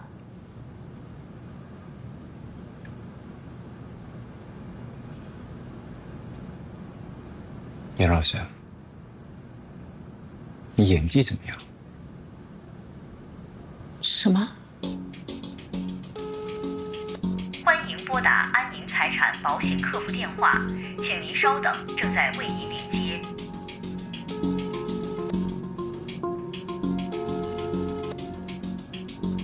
824号话语员为您服务。您好，谢谢您的耐心等待，请问有什么可以帮到您呢？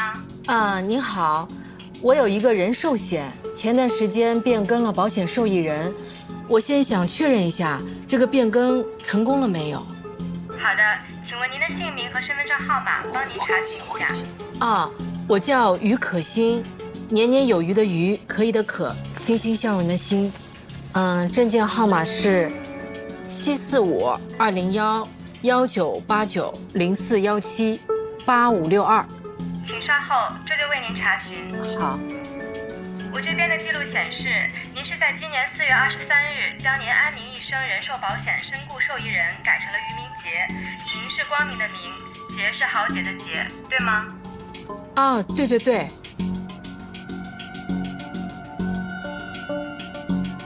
哎，能不能再帮我确认一下于明杰的证件号码？好的，于明杰的身份证号是745-2016-0513-8932。啊，好的好的，谢谢啊。哎，挂了。于明杰，2016，这才3岁，你认识吗？不知道，完全不认识啊。这么巨额的财产只留给一个小孩子，一定是至亲吧？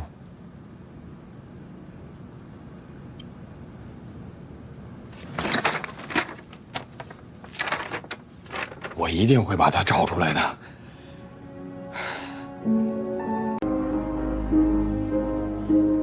今年以来，全省各地接到多起报案，有大量受害人通过社交网络恋爱的方式被诱导投资，导致人财两失，甚至有受害人崩溃轻生。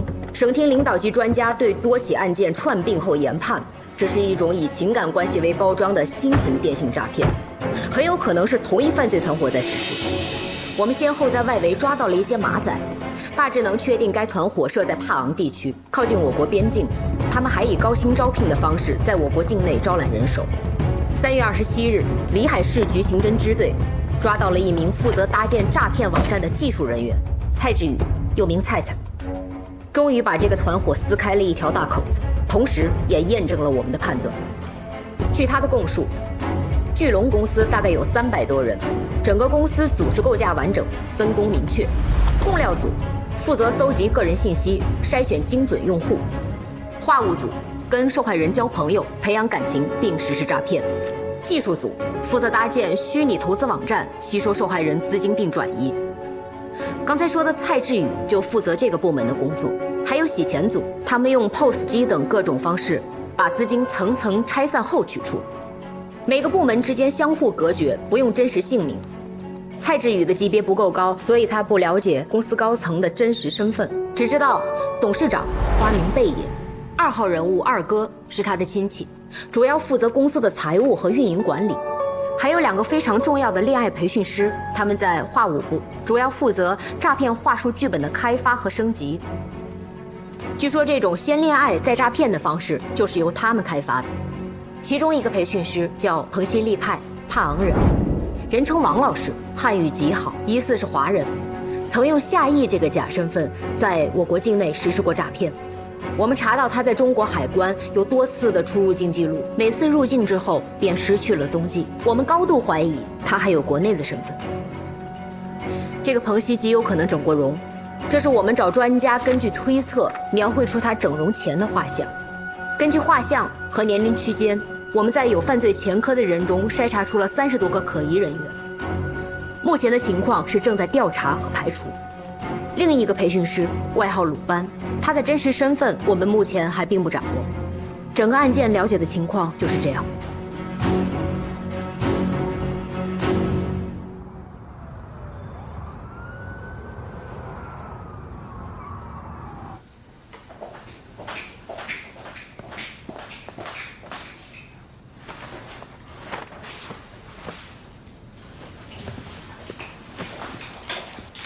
还没走啊，汪汪队。不好意思，吵醒了啊。你刚叫我什么？汪汪队啊。开玩笑，我们不认。但我觉得这个外号特别适合你，都是警察，你出警，汪汪队，汪汪队，只要遇到麻烦，BGM。好笑吗？还行，我觉得。我笑了吗？你来干嘛？我想到点线索。什么线索？就是你，那个。说呀。不是，你看啊，夏毅、鲁班都是他们公司的培训师，所以有没有可能，夏毅跟鲁班会一块儿出国，一块儿回来呢？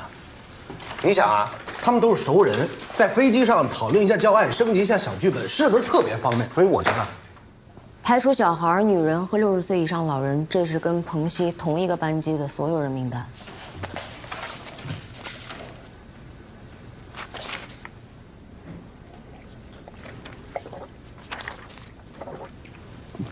就这么多，都给那菜菜看过了。他说这里边没有鲁班。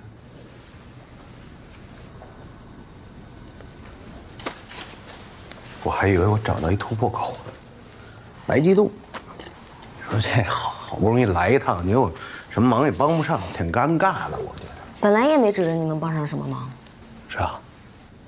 啊？无论从刑侦技术、审讯手段还是身体素质来说，你都排不上号。我们叫你来也不是因为这个原因。好直接啊！不是，那天您来我们所里边，在我工位后头，特别惊喜的看着我说：“哦，难怪，什么意思？”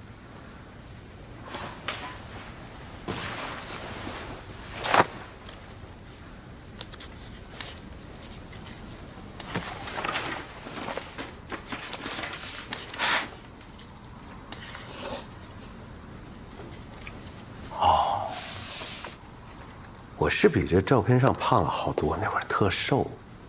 我后来就主要专注于文字和档案的工作了，人各有所长嘛。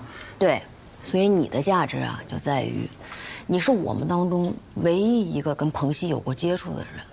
他跟鲁班在我们这儿就像幽灵一样，但对于你来说，至少是真人骗子。哎，你好好回忆回忆，到底还有没有什么细节是你遗漏的？今天就在这儿。好好的，咱们加个班，辛苦了。走的时候把门关好。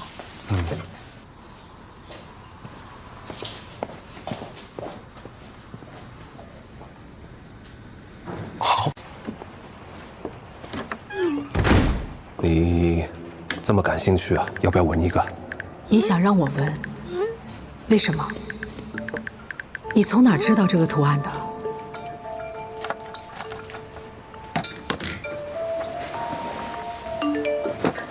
你很好奇啊，要不要闻一个啊？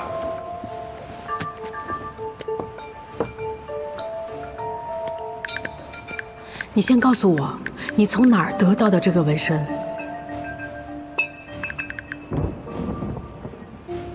这么小的纹身算什么？姐身上比你这个大的多的是。你想看吗？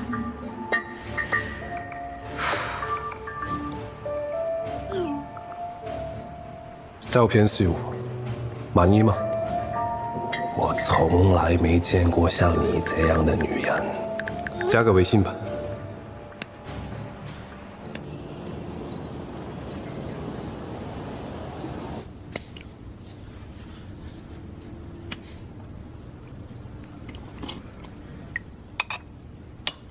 吃饭不能看手机。我在工作。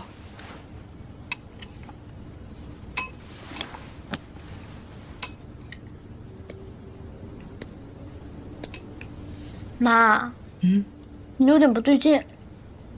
我怎么了？你之前都不怎么看手机了。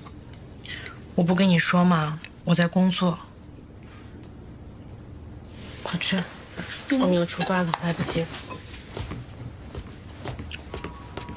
我先去健身了，晚一点要开会。开什么会啊？开会也不影响我约你啊。你是做什么工作的呀？水。哦。哈哈，保密。那么神秘。在干什么？该不会网恋了吧？你胡说什么？我在工作。你快去拿书包，我一会儿就来啊。但是我很想知道呀，可以告诉我吗？我要忙了，妖精姐，我要健身喽。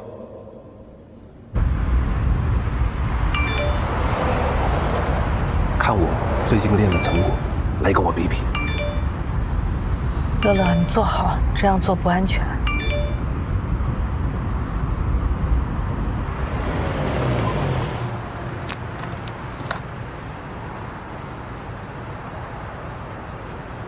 哎，乐乐，你知道“GG”是什么意思吗 ？Good game。是在夸我游戏玩得好吗？是嘲讽。我这次考试肯定GG了，代表我这次考试肯定考砸了。你问这个干嘛？我好奇。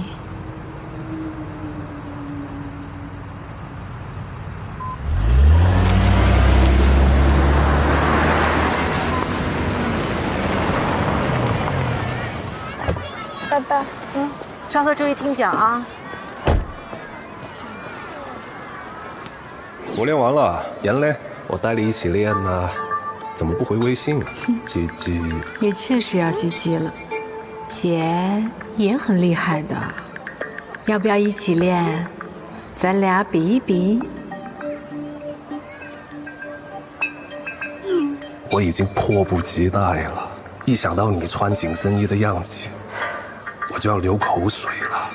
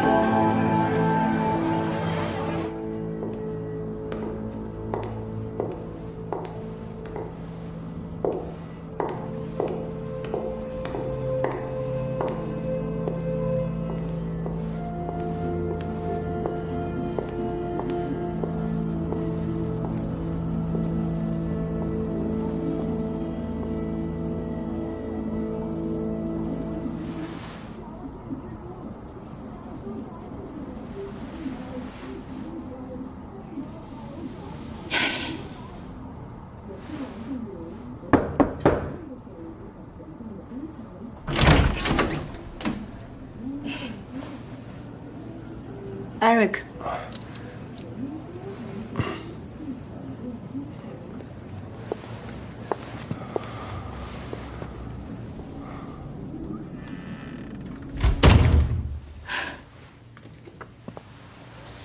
你怎么找这么个地方？偶尔换个口味嘛。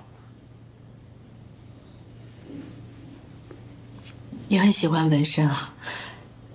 你喜欢开放的类型？我都喜欢。哎，你知道那个纹身是什么意思吗？谁给你的？他们都说是美杜莎之眼，那你怎么知道上面缠着的是章鱼的触角？睡完了，告诉我。哎，那图案谁给你的？啊，你为什么想让我纹那个纹身呢？你别着急啊，慢慢来，脱完告诉你。别着急，别着急呀，你先告诉我呀。那你脱啊。你别着急，我自己来，我自己脱。你说。哎，你说呀，你不说告诉我吗？哎，你怎么说话不算话呢？睡完告诉你。不，你先说，你先说呀，你别等，你先说了我再。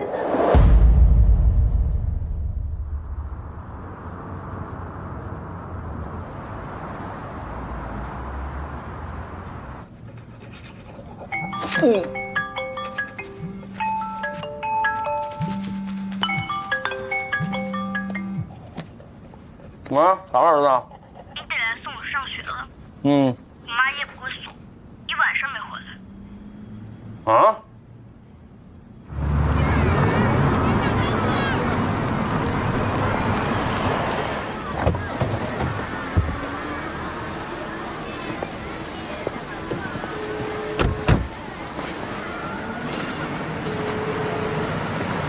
还是没人接。我妈到底忙什么呢？昨晚说有事出去玩，到现在打电话也不接。我觉得他就是学校有事儿，然后那个你放心吧啊，你就好好上学啊。他是大人，他是不会有事儿的，好不好？去。来。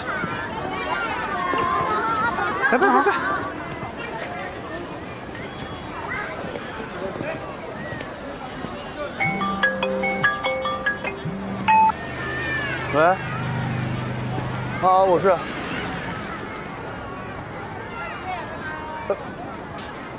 派出所。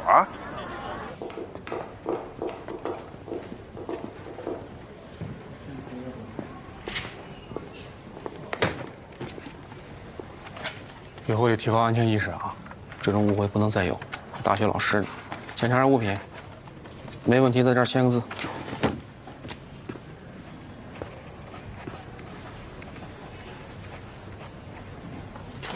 收拾下可以走了。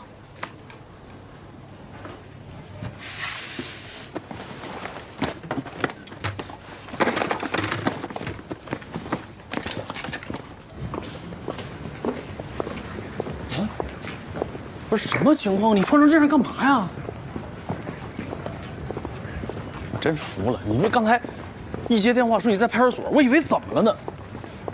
你说你一个人夜不归宿，把孩子扔在家里边，就跑出去跟人约。你瞎说什么？我约什么了？那你这是干嘛呢？我一直被他们耍得团团转，我现在好不容易有点线索，我不想放弃。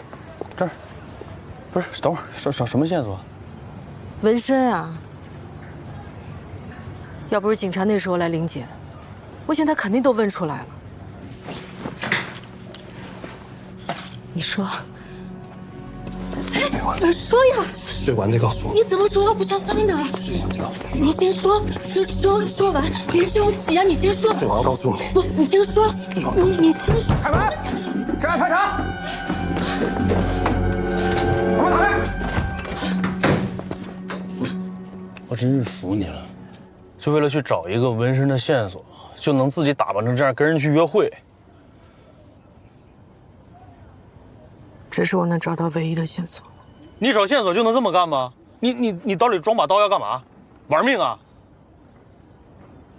我就是以防万一，我只是考虑到了最坏的情况。什么万一？就是10万、100万分之一也不能这么干。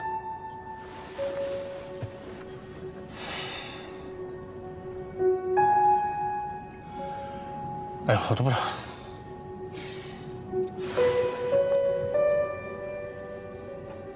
昨晚吃亏没有啊？不说了吗？关键时候警察来了。你说你冒这么大风险得到什么了？什么也没查着，值吗？也没有完全白忙活。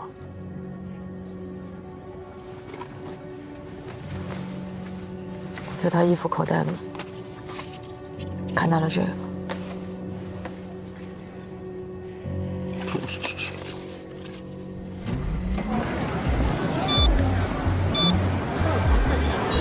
哎，老卢，就这儿。22号。22号，对。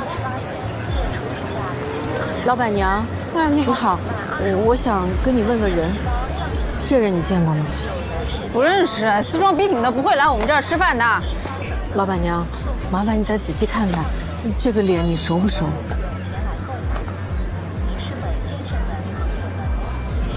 有点像那个老李，来看，这个人像不像那个烧鸭饭加卤蛋不要咸菜那个？是好像有点像啊。你知道他在哪儿工作吗？这我们哪知道啊，都是顾客。老板，哎，一份烧鸭饭加卤蛋，不要咸菜。Eric， 别跑 ，Eric， 你站住 ，Eric， 你别跑 ，Eric，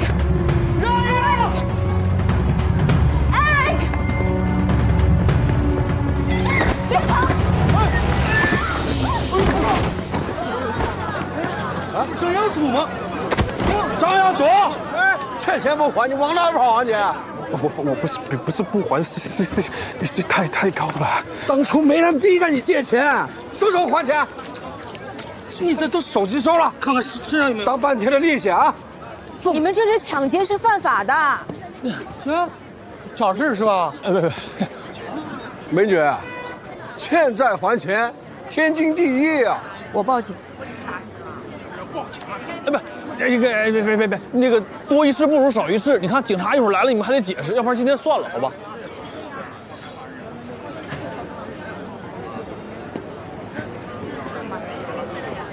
来，你没事吧？没事吧，兄弟？这。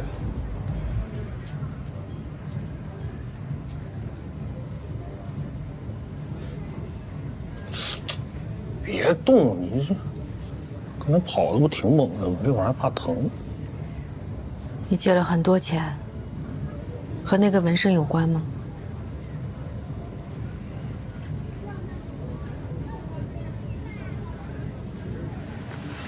哎，别动！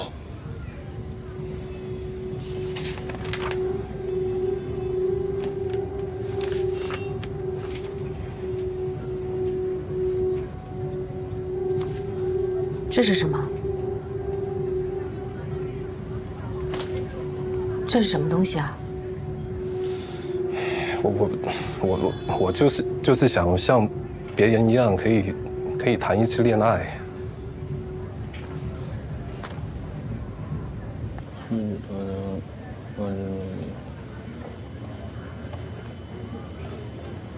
情感操控大师，终极情魔。PUA 是 Pick Up Artist 的简称，也叫泡雪把妹达人、搭讪艺术家，起源于1970年代的美国。这是一门教你们提高情商和把妹技巧的学问。无论你想终结母胎单身，追上心仪女神，还是想游戏花丛做集邮大师，浪客独创的巅峰情感操控术，都能让你们轻松实现。你们没有女人爱，被女人嫌弃，是因为你丑、你穷、你矮、你秃吗？错，大错特错。你们失败的根源只有一句话：你们把女人看得太重要了。从现在开始，你就把她们当作是游戏里的 NPC， 顶多是个小 boss。你们打游戏的时候看到里面的大胸美女或者小萝莉会紧张吗？当然不会了。没错，把妹就是一场游戏，你们就照着我说的话，投其所好，做个连连看，什么样的姑娘都能分分钟拿下。哎呦，这不就是教人谈恋爱吗？有必要搞这么邪乎吗？我借钱交了学费，进来才知道是怎样的，就是你学完低阶还有高阶。高阶毕业以后呢，就可以当导师，然后再带学员。但是我到最后都没能提成功。啥？踢什么？哎，就是推倒，就是上床嘛。还有专有名词。这上面写了，你看，发生关系之后，女孩的心理防线就会有一个比较大的突破。然后再进一步在精神上操控对方。那个纹身呢？那个是最高阶的课，叫纹身烙印。纹身烙印是什么意思啊？就是我要靠学来的东西，让女孩子纹上那个眼睛的纹身，然后拍视频交作业。交了就可以学下一个阶段，还可以把之前一部分学费当奖学金退给我。你们这也太龌龊了！刚才就应该报警抓你。别报警啊！你不愿意作证吗？我就是学怎么拍拖这犯法吗？什么就不犯法？他说的没错，这上面。只有教人搭讪的技巧，没有犯法，警察不会管的。你不说磊磊身上有纹了吗？那他们这里也有，那我们现在找的不就是这个吗？哎，这上面写着5步陷阱，是什么意思？我就学了前面2步，后面的因为我没交作业嘛，他们不让我学，而且他们很严格的。之前我为了赚那个奖学金，我就花钱找了一个女的，我纹了那个纹身贴，就被他们看出来了，还罚了我钱。你们都是教男的 PUA 女生吗？听说也收女的，但上课老师什么都是分开的，具体我也不清楚。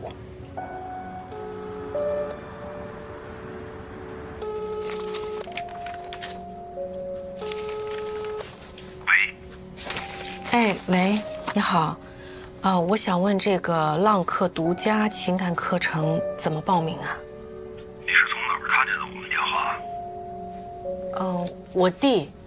我在我弟的房间里看到的，我挺感兴趣的，想来学学。我们这期不招收女学员。那男学员呢？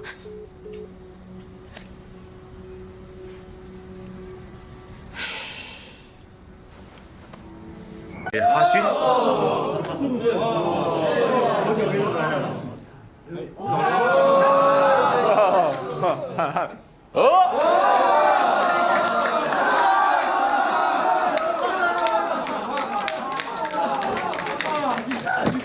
看到了吗？这就是我在为你们做的第一个改变，打造人设。我感觉都不像我了。当然是你喽，只是把你隐藏的那一面凸显出来而已。下一个轩，大家都知道，大轩只是一个修理工，通过我们的打造，完全就变成了一个优秀的赛车手。第一印象决定对方是否有兴趣继续了解你。你是个狗不理的穷鬼，还是天下女人疯抢的雄性领袖，全都写在你的展示面里。他们会从第一印象开始就判断你展示出来的供养价值能不能给他们带来足够的财富安全感。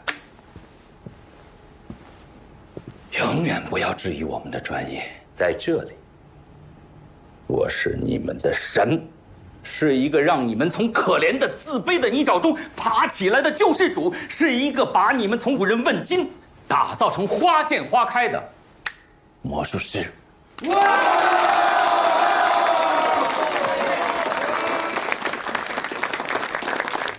到现在为止，598的体验课就上完了，相信大家已经看到了神奇的改变。我们后面的课时费是3988，后面的课程才是我们最精彩的段落，教你如何一步一步俘获女孩芳心，让她对你百依百顺。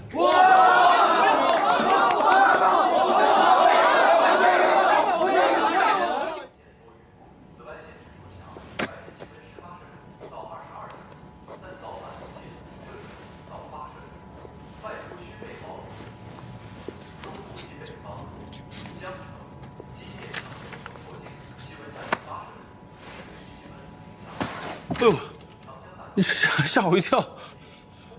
染头发了？不是，你怎么突然来了？今天周一，我调休。哎，你挺忙啊，最近都不见人。对，我这，哎呦我就是你看，大伙儿都派出去了，就我在这儿留守呢。我这段时间忙的我都忘约你了。这么忙还有时间染头发？不是我那天我不是就是去剪头发嘛，然后那个理发师说就这儿，他说这会儿太白了，说不好看，说染一下，就是颜色没调好。编，继续。没有啊。我再给你次机会。怎么回事儿？就是染大发劲儿了。参加第2阶段学习的学员们，很高兴见到你们。从现在开始，我要把零基础的你们培养成最优秀的猎手。我们首先用6边形审判系统为你的猎物评分分类。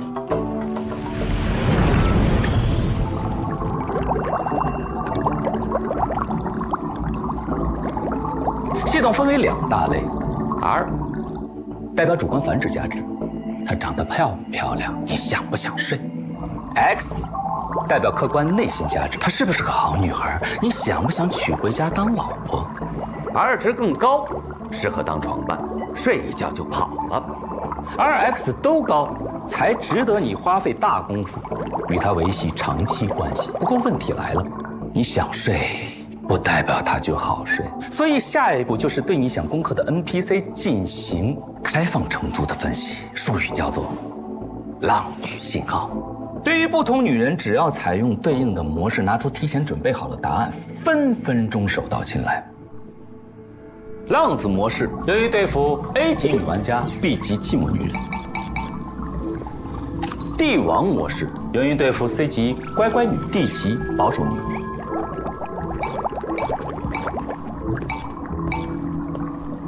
吟游诗人秒杀全场。你好。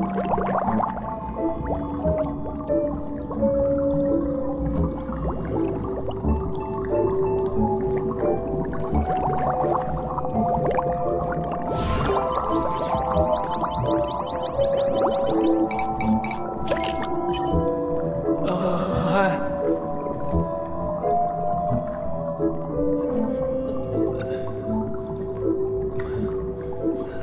嗨，你好。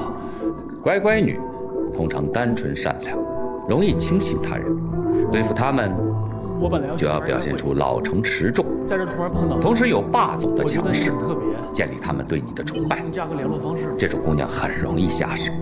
我们的学员有过第1天认识、第3天推倒的我平时不会这么唐突的，但是从见到你那刻起，我就知道，如果错过的话，一定会后悔的。你扫我吧。好。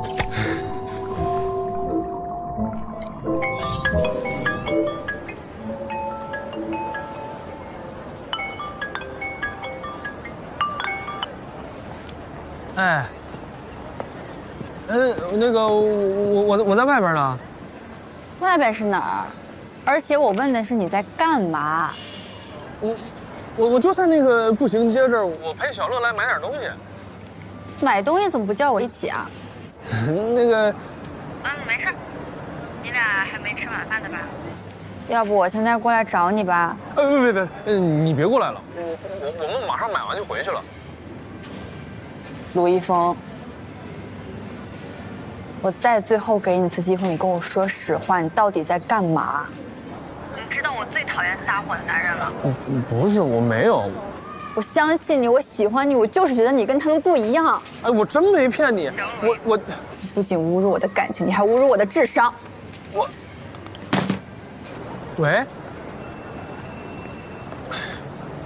我觉得你直觉没错，你可能被绿了。接下来，我们开始学习操控师的核心技术5步陷阱法。1号坑，好奇陷阱，就是要利用一定的神秘感，引起猎物对你的好奇和探索欲。至于什么样的女人会对什么样的男人产生好奇，那就需要根据她的分类，为她量身定制。比如对乖乖女，最近好吗？又梦见你，就要用甜言蜜语展示你的温柔。能给我个解释的机会吗？我好想你，不要不理我好吗？宁宁，你在吗？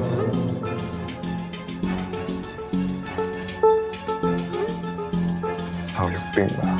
比如对女玩家，就要放低身段，展示你的无措与单纯。你来这干什么？那件事情我必须要跟你解释一下。我没兴趣。我知道我在你心里面一直是一个……我一天只有30分钟的运动时间，一会儿6点半还有个和美国的 Zoom meeting， 没工夫在这儿听你的情情爱爱。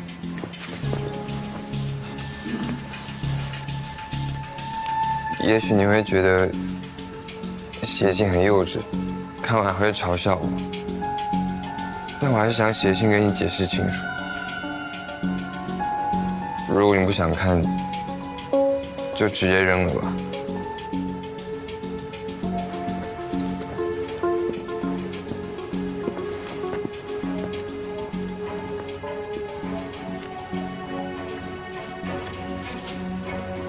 2号坑着迷陷阱的关键词：颠覆。展示你隐藏的另一面，展示你隐藏的易碎，你的苦恼，你的脆弱，唤起对方对你的心疼和内心的母性。你信里的故事都是真的。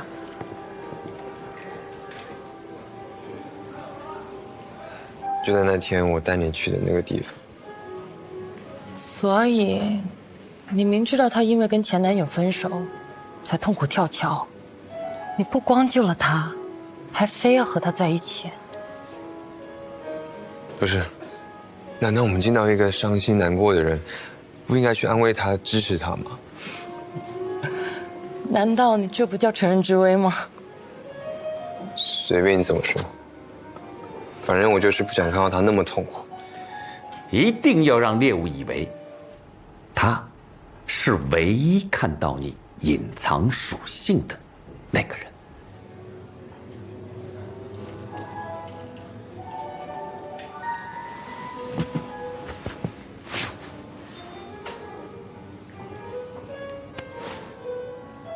所以他捅了你这儿。你说他捅你的时候，还叫着前男友的名字。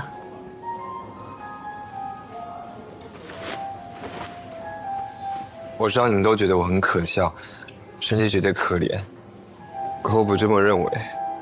他才刚从精神病院出来，我相信捅我不是他的本意，他只是在那一刻把我当成了别人。而他生病过得那么痛苦，你们就只会嘲笑他、贬低他，为什么？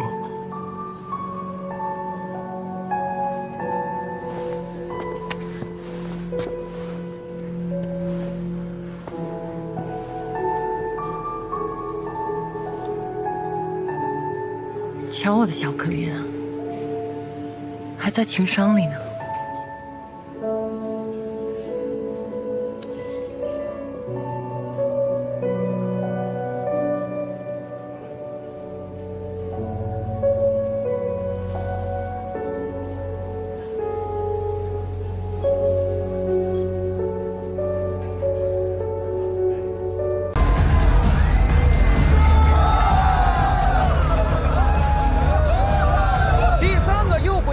最重要的一环，也是你们最期待的群体推倒，就在今晚。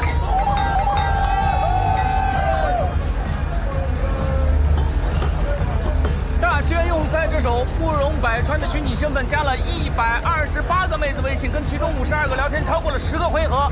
咱们今晚各位的任务就是协助大轩把约出来的妹子提地，拿下一轩。谢谢，说说你们自己都是谁？我是慕容的好兄弟叶神，也是个赛车手。我是一个导演，想以慕容为原型拍电影。我是慕容团队的营养师。我是慕容的造型师文文。我那个慕容的律师。可是，你想说什么？慕容百川，夜神，名字是不是太假了？知道为什么电话诈骗的骗子都有口音吗？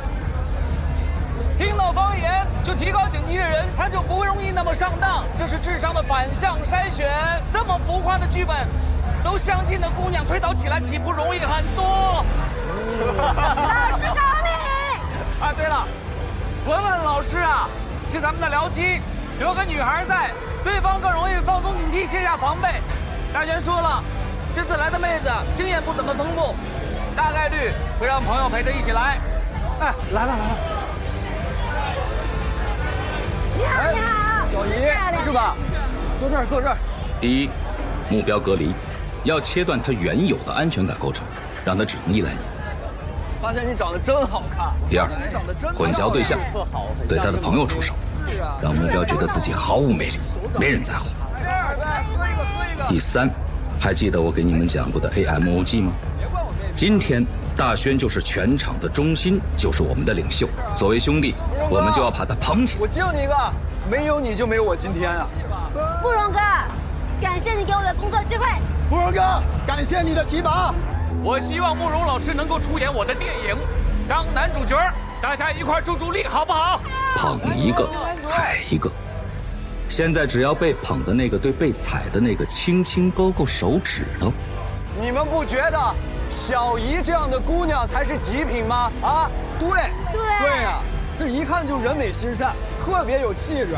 第四，终于来到最重要的环节，突破界限。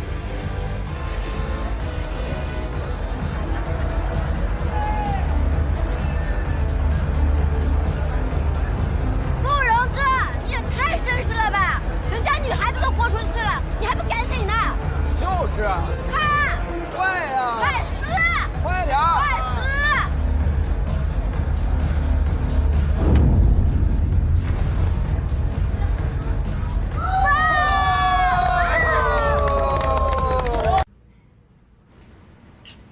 这3号坑之前的作业你都完成了？嗯。加100个姑娘的微信，你都做到了？啊。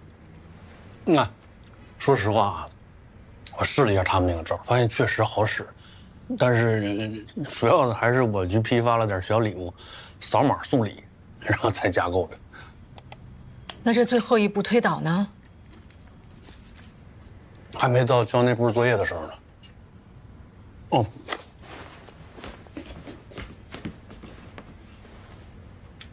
你看一眼这个，这是现在最新的课。经过了前面3个陷阱，那么接下来也到了5步陷阱法的分水岭。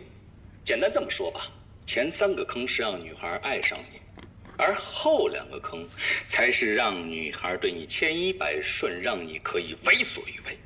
今天我们要学的就是第4号坑，自尊摧毁。只有摧毁他们的自尊，让他们变成你世界里的低等生物，一旦离开你，根本无法活下去。这样，他才会完全臣服你。此外，只要你们没有打算跟猎物白头偕老，那就必然需要甩尾，而甩尾更是 PUA 最华彩的部分，也是高手和庸才的试金石。摧毁猎物的自尊，让他离开你活不了，之后再甩了人家，这不是又逼人去死吗？嗯。你还要继续学下去吗？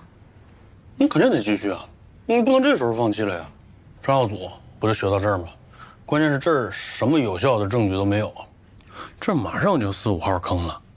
我那导师，啊不，就那帮混蛋，这整天神神秘秘的。我觉得，在这一步上肯定很多重要的证据就能放出来了，所以我肯定得把它学下去，要不然就这歪理邪说，那不知道害多少人呢。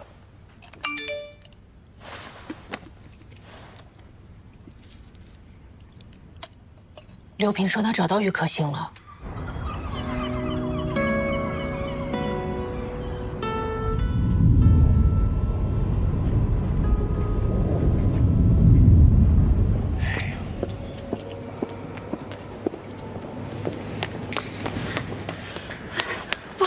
不好意思，我停好车之后迷路了，绕了半天找不到。你们女孩子，这方向感都不太好。你别笑话我。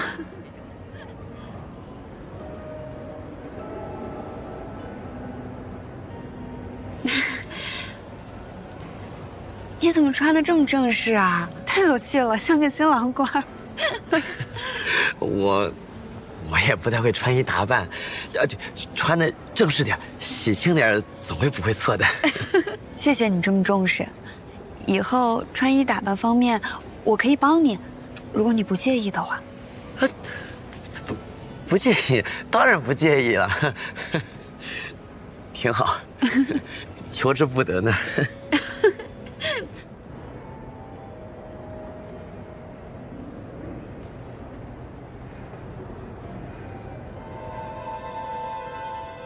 我比较喜欢有上进心、有责任感的男士，希望他能疼我、宠我，我也会好好照顾他的。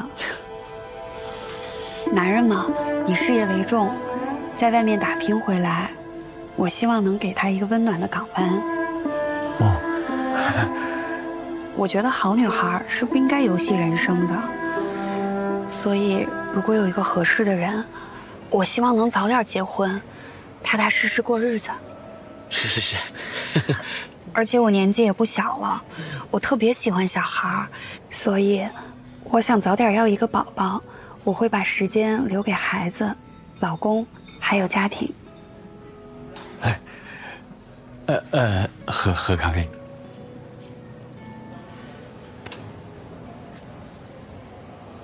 就该这样。其实我们也想找一个单纯点的女孩子，早日安定下来。只是现在吧，一说结婚生孩子，很多女孩子就直摇头。像你这样的，挺难得。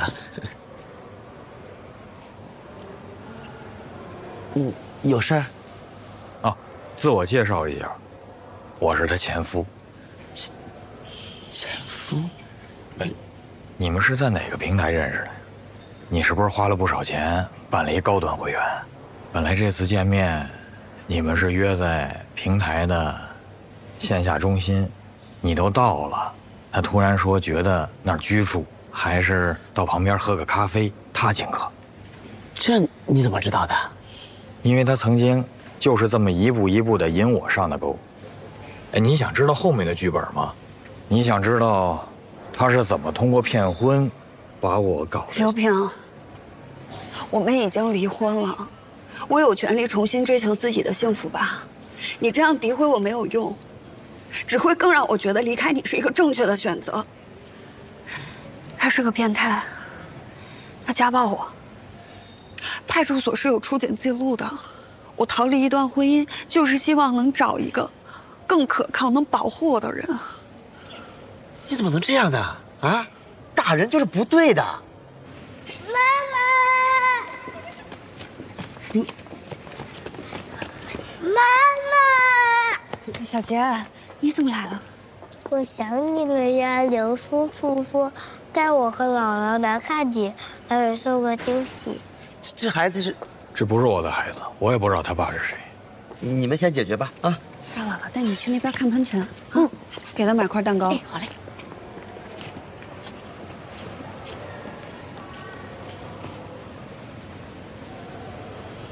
你怎么找到这儿的？你保险更过名，根据你儿子的身份证找到了你家。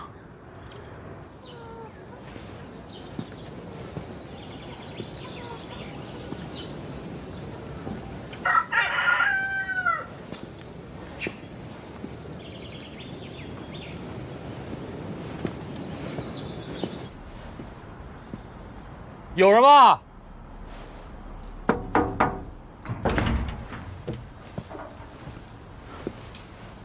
有人吗？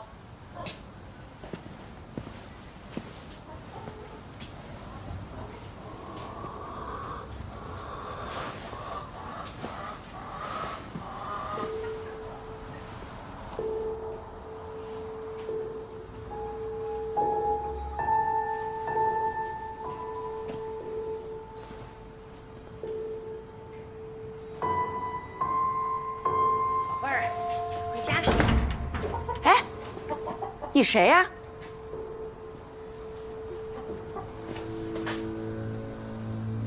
你可真是个疯子，你竟敢找到我家去！你看看你自己，有点男人的样子吗？鬼鬼祟祟，你真的让人恶心，你知道吗？你不要辩解，他就是想用这套 PUA 的话术，让你感到羞愧，让你丧失判断。什么 PUA？ 听不懂。你别演戏了，你们的套路就是利用别人的真心去操控别人的感情。严小姐，你有副好脑子，还有一个供你读书的家庭，你才到了今天。但不是所有女人都像你一样运气好的，没你聪明能读书的女人就不配过好日子啦。啊，你的资本是你的学历，让有钱男人喜欢就是我的资本。我们都是打工的，我没觉得你比我高贵。至少我不会去坑蒙拐骗。骗？刘平，我骗你什么了？你照照镜子，如果没有你的名声、地位，还有你那点钱的加持，你觉得你自己配得上我吗？我们之间一直以来都是等价交换。不服气可以报警嘛，如果报警有用的话。你很好的规避了法律上的风险，但我们可以曝光你，曝光你的生财之道，让所有人知道你的套路。刘平还可以起诉你，起诉你在离婚分割财产时有欺诈行为。到时候你假怀孕要求补偿的行为就瞒不住了。我看你再怎么自圆其说。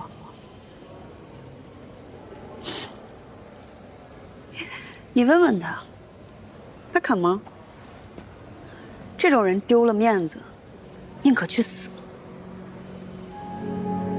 我比较喜欢有责任感、有上进心的男士，这样他能疼我。你别离开我，我求求你了，我求求你了。填写一个保证书。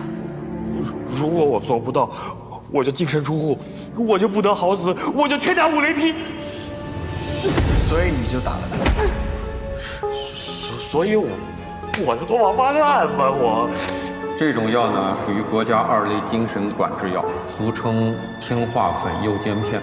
纹一个一模一样的图案在你身上，证明你爱我，证明你只属于我一个人。他身上那些伤呢？不可能是他自己打自己吧？反正肯定不是我打的。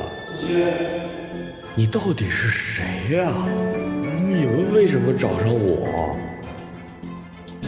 是因为我蠢吗？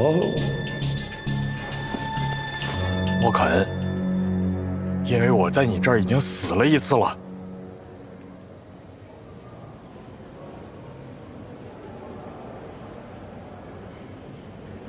到底要干嘛？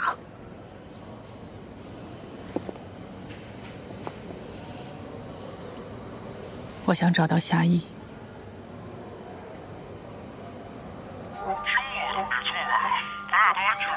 你是越来越厉害了，都快能当我师傅了。主要他太好骗了，是大学老师，这是小品的幽默。那还不是我给你的料好吗？爹死妈不爱，单身又怀孕，这就叫共感觉。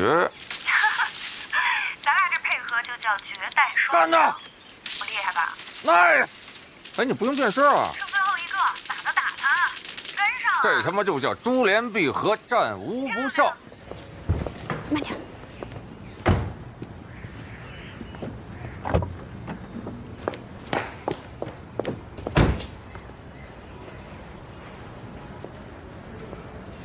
于可欣，我知道你也被他们骗过，但不要再继续错下去了。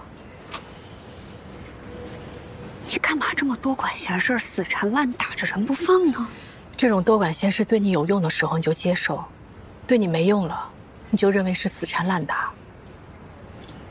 当初你不想再让我查下去，你就主动找我露出纹身，让我相信蕾蕾接了裸贷。你太贪心了。如果在我提出帮你找律师时你拒绝我，可能我到现在都发现不了你的破绽。你知道吗？刘平被你害得这么惨，可他到现在还在担心你。他怕你万一骗了一个不那么善良的人，会不会被报复、被伤害？我这种人，有小孩，有过去，我不装装傻白甜白富美，哪个男人会看我一眼啊？就因为有孩子有过去，难道不更应该跟那些伤痛欺骗一刀两断吗？你会愿你的儿子跟你一样，生活在尔虞我诈的世界里吗？我也是妈妈，我不愿意。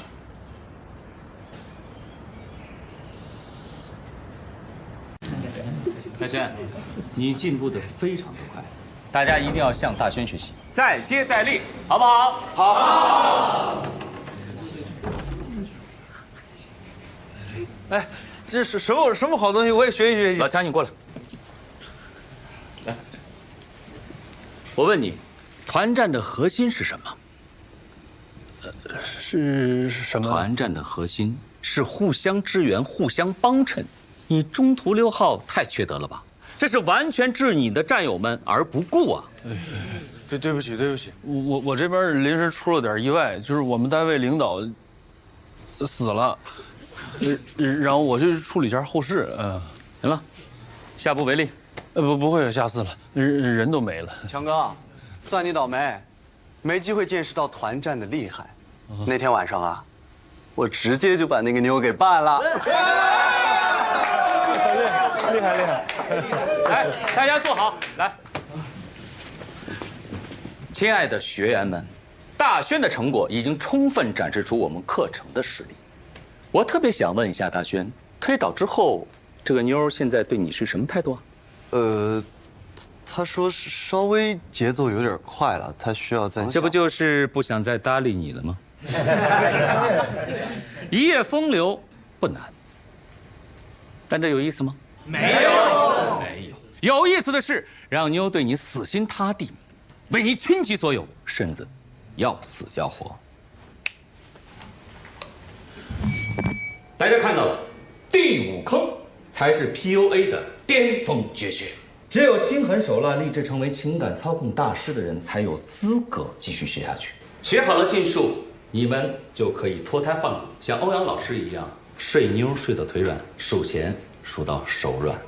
想要脱胎换骨，除了学费，还要必须完成我们的作业。大家有没有信心？有。我重新筛查了一遍，这一起案子呀，不在咱们省，但是从要素构成来看，我认为也应该串并侦查。我同意。王队，王队，哎，吃饭呢，楠姐。我问你个问题啊，狮子，和老虎，他们会在什么情况下相遇？有话直说。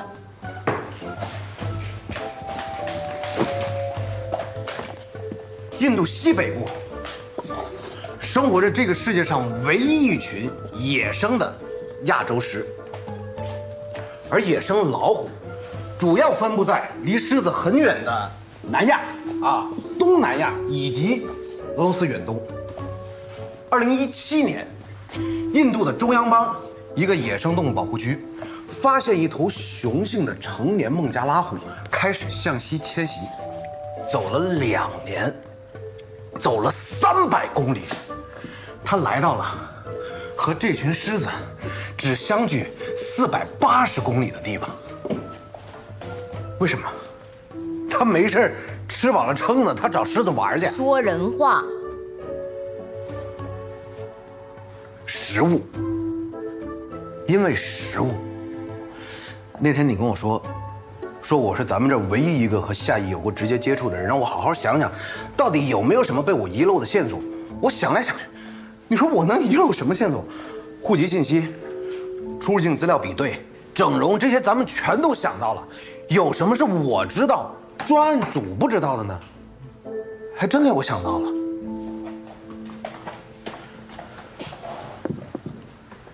银行有点意思。你继续。夏邑和鲁班虽然没有出入境上的交集，但他们有共同的 KPI 啊，寻找猎物啊。就像狮子和老虎，简雷雷和夏邑是在他们银行的红酒拍卖会上认识的。这种活动全是有钱人，对他们来说，那简直就是完美猎场。但我查过了，那天的红酒拍卖会客户名单里边没有夏邑。但别人可以带他进去。那把夏邑这只老虎带进这个完美猎场的狮子，会不会就是鲁班？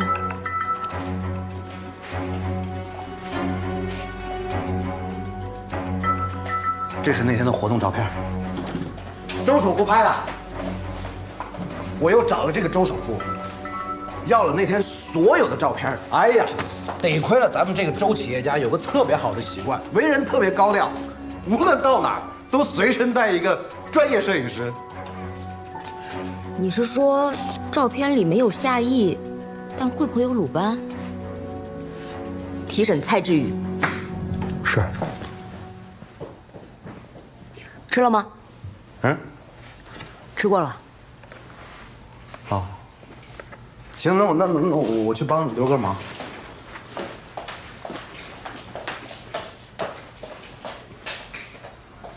手机。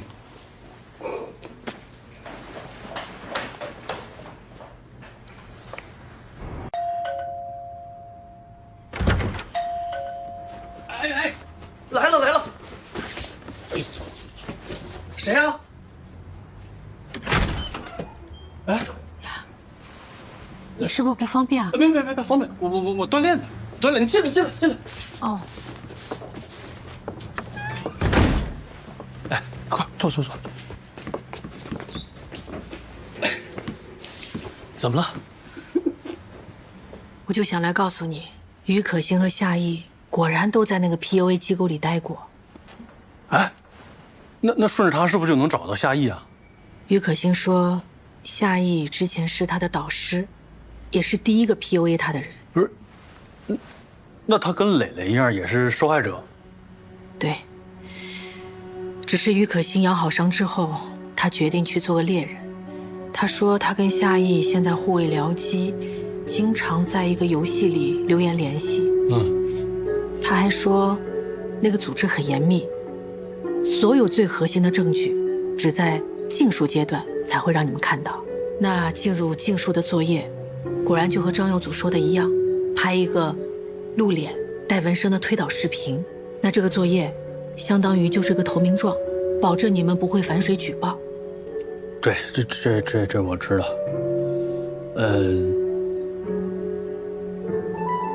老卢啊，如果你要拍那个视频的话，哎呀，不是，我不知道芳芳在。不是芳芳。哎呀，不是芳芳。不是，那个他是那个。你也太快学坏了吧？不是，你过来，你看一眼。我看什么？我走了。哎，你别走，你看一眼你就知道怎么回事。你这种事还让我看？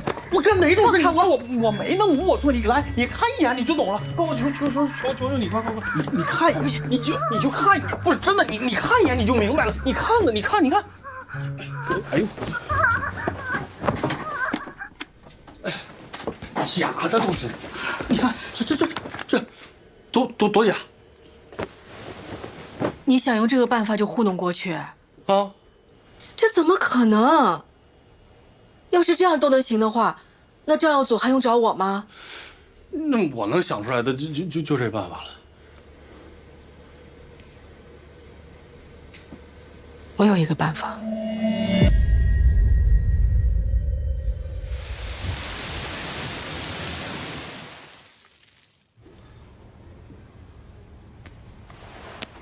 哎，你这，哎呀，别，哎，你就快穿。老罗，你看我。我看不了，我这有家室的人。你看我。阿烟，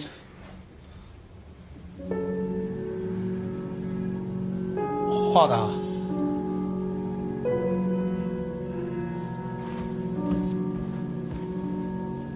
你疯了！这是我唯一能想到的办法了。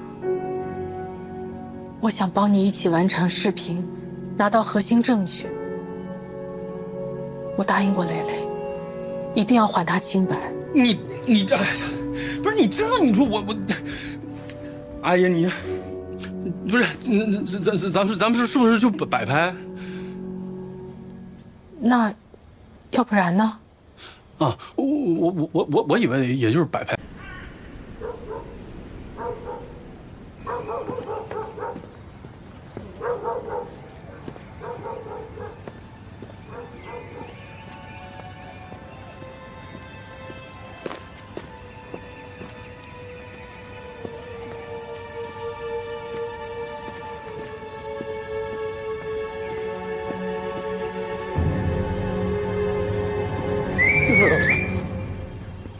哎，包，啊，手机，哎，我得拿个本子，我要记笔记。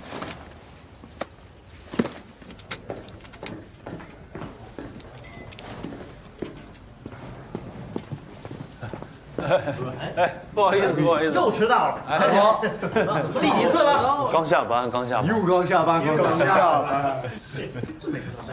想坐哪儿？我都可以。哎，我就在那个坐啊，人都让坐，人都到齐了啊！欢迎大家来到纳克大本营。今天能够坐在这里的，不是我的学员，而是伙伴，劲伙伴！接下来我要说的是，完成前4个阶段的优秀学员是老枪。大家是不是好奇为什么是老枪呢？请看大屏幕。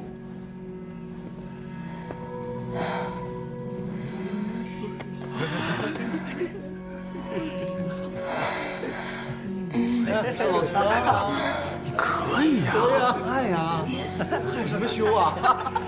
老强害羞了。之所以老枪是第1名，是因为在这次作业中，他充分展示出了对猎物的操控能力。大家可以看到，在整个推导视频中，猎物对于老枪是完全的服从和配合，100%的享受在其中，甚至允许摄像镜头的存在。所以，作为奖励，我们给优秀学员老枪颁发6000元的奖金。不小不错呀，好多呀！请客，晚上找个好点的场子请啊。接下来，也到了大家最期待的5部陷阱法之第5坑——情感虐待和操控。只有历经重重的考验，才有资格看到 PUA 的巅峰绝学。恋爱是感性游戏，需要制造强烈的感情刺激，对你的猎物忽远忽近，反复推拉，才能让猎物在此陷阱中无法自拔，不能抽身，让你为所欲为。和失去你的痛苦比起来，钱、人，甚至命，都不值得一提。天堂周期，地狱死亡点，离生周公，疯狂榨取，专属烙印，自杀鼓励。上视频。疼吗？你不是说为了我，什么疼都可以忍受吗？你现在知道我有多疼了吧？每当我看到你跟那些猪头客户眉来眼去的时候，我比这还疼。我没有。不要狡辩。又说对不起，老公。对不起，老公。像你这样的女孩，脱了衣服那才是真正的有。我要把最完美的你完整的记录下来，把手拿开，拿开。对了，老公，能不能不拍脸？想你的时候，我当然要看到你的脸。你在担心什么？没有，我只是……你是觉得我会把视频给别人看？哦，觉得我是一个变态？我不是这个意思，哎，这就对了，好美。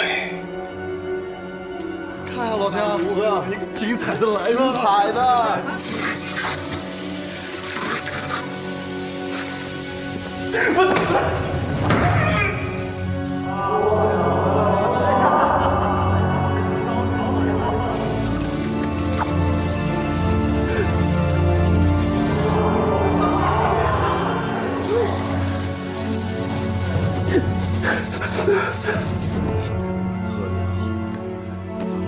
失去虚点，这都行。老强，嘛呢？快开门！来了。哎，嘛呢你？太刺激了，这个。我不得不洗把脸，冷静一下。这位老师，这个真的是太厉害了，这个可比我们这个厉害。咱们真的跟您好好学习一下。这都怎么了？这，哎，找什么呀？我的笔呢？这儿呢。啊，你以为自己是007啊？嗯。哎，这个名字好啊！哎，那下回我就用这个名字。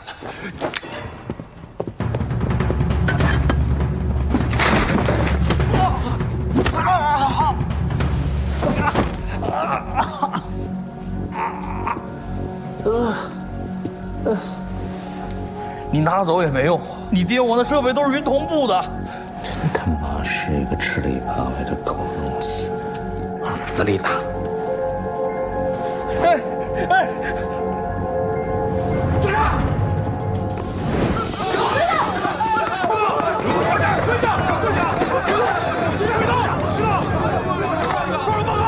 山靠他。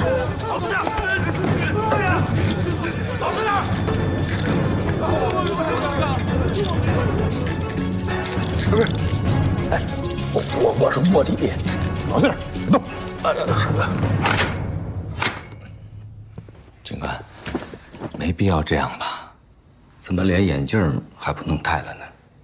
欧阳坤，你还别说，这个 PUA 形象包装还真是有2把刷子，完全改头换面呢。过奖了，谢谢。鲁班，欧阳坤，来说说，是怎么包装的？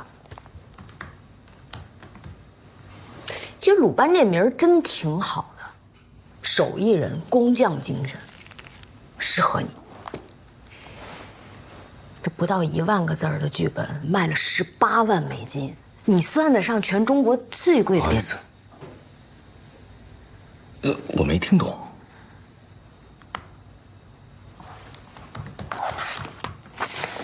我看了你的出入境记录，2、3个月就要去一趟帕昂，去干嘛呀？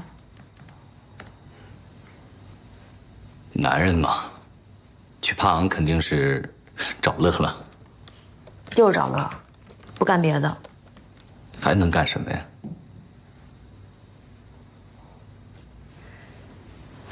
你觉着我们就是因为这些偷鸡摸狗的事找你来？帕昂那么大，就找乐，不干点严肃的事儿？你知道组织偷渡、洗钱、涉嫌电信诈骗1.6个亿，作为主犯，数罪并罚，最多能判多少年吗？25年。你不到40岁，出来70岁还行。啊，不好意思啊，您刚才所说的一切我不知道，因为我都没参与，我只是去那边上课，就这样。是吗？嗯。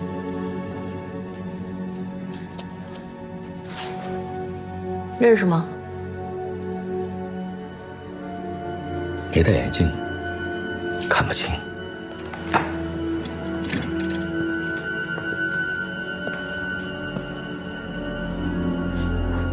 看清了吗？你诈骗集团的好朋友，可不一定像你这么追击。你和他谁是主犯，谁是从犯，在量刑上可是有天壤之别的，明白吗？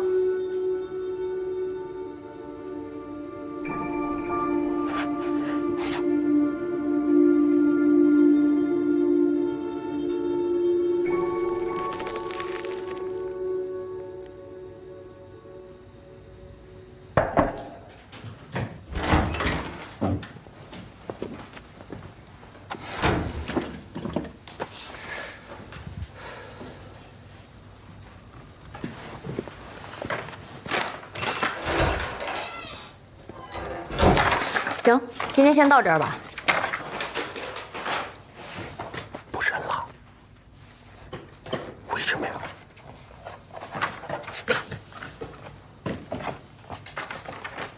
抓着了，嘘。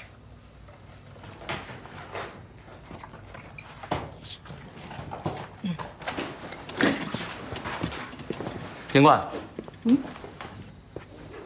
怎么不审了呢？哦，不用了，我们还有别人要审。谁？你觉着呢？有些人自以为神龙见首不见尾，在游戏上跟人联系，但是我们要抓的人，无论跑到天涯海角都能抓到。走。等等。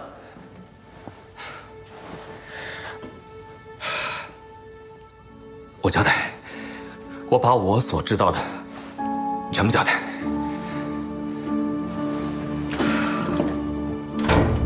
林火生是主谋，我顶多是从犯，因为是他把我带到公司的，这个骗人的把戏也是他想出来的。我就是真的帮他，只是归纳和整理一下。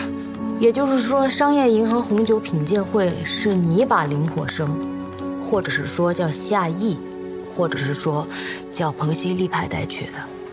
你们去寻找目标，然后看中了简雷雷，对吗？用他的话来说，他是他的猪。肯定的，简经理，谢谢。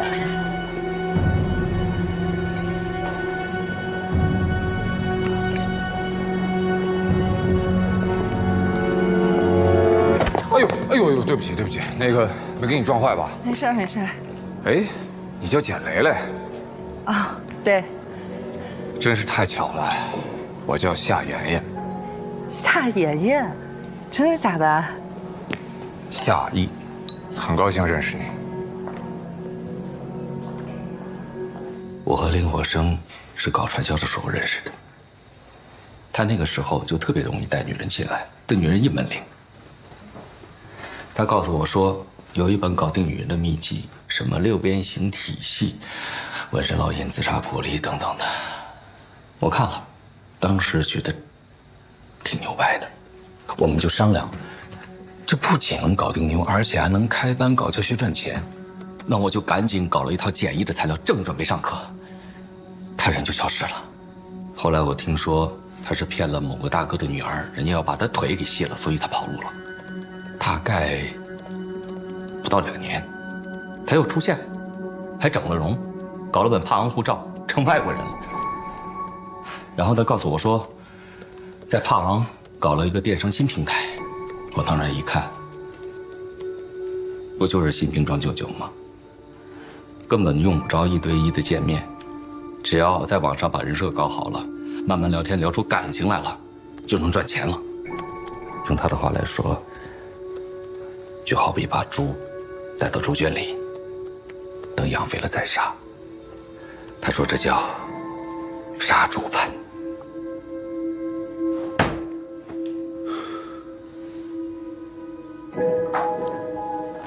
你平时跟林火生是怎么联系的？实话说啊，他对于我来说真的是神龙见首不见尾，因为每次都是他主动联系我。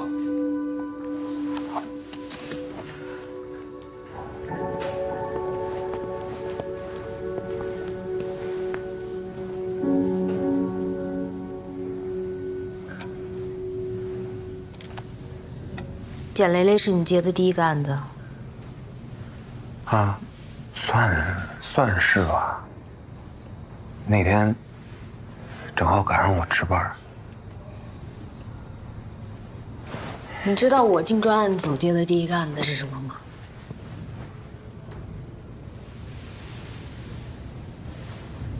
一个女大学生刚毕业，被人骗了15万，就在我眼前从桥上跳下来了。她在死之前还给骗她的那个男的打电话，问爱不爱她。猪，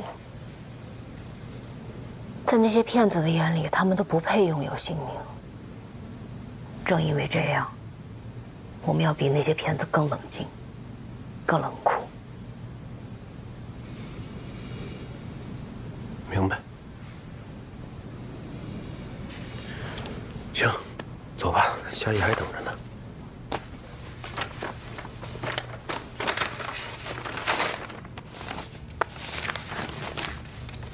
哎，严玲和卢一峰提供的线索有什么新进展吗？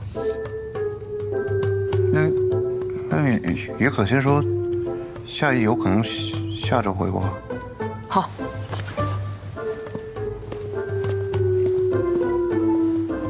对呀，我说的不是下周这。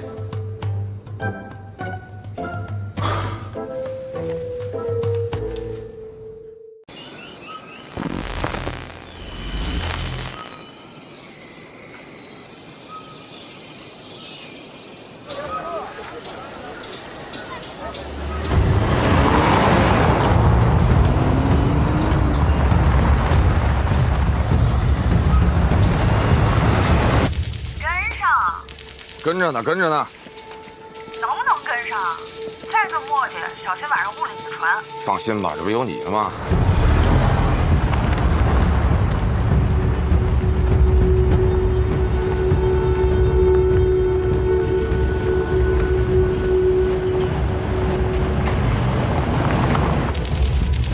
哎，魏爷今天晚上是跟你们一起回来吗？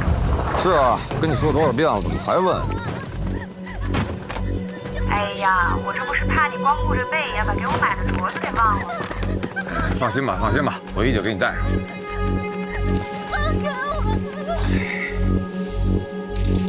我怕你的链接。爸爸，我这2天没回消息是生病了。我们今天还是中级人民法院，只能一个人去下月子。医生叫我住院，然后我就保不住了。千万别跟别人说。亲爱的，咱俩这个投资赚钱了，我就能嫁给你了。谢谢你帮我凑够给我妈的彩礼钱。放开我的，放开我！放开我的，别打了！没有，我知道错了，我再也不跑了。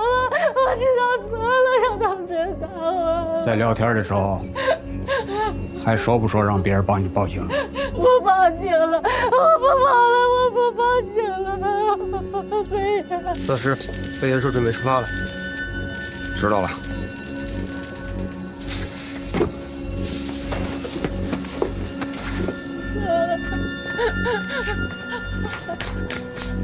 魏爷，二哥，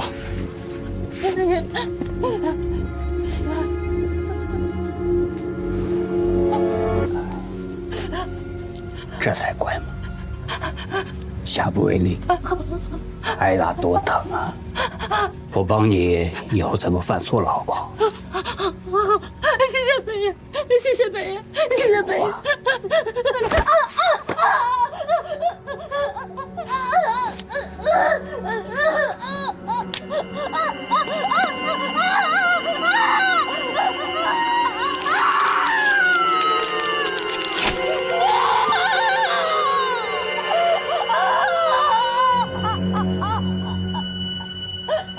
这就是乱讲话的代价。别以为老子离开几天，你们就可以乱来，干活！我知道你之前也没有见面的限定率很高，见面录大家一起出来见面。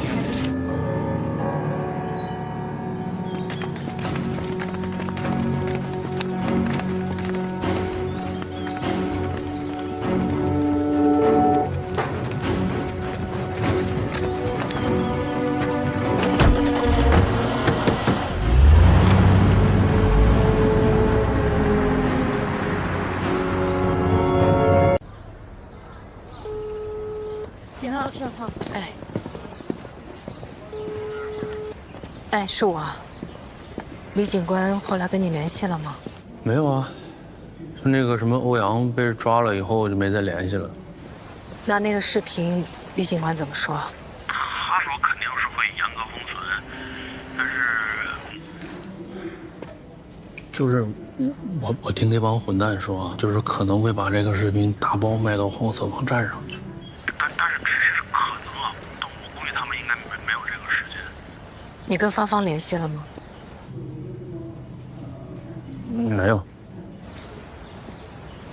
对不起啊。你说什么对不起？这是我自己想干的事儿。就算不是为了你，不为了蕾蕾，这作为一个男的，我也不能看着这帮玩意儿就这么霍霍小姑娘。老卢啊，老卢啊，行了，你别多想了，我这还有事啊，拜拜。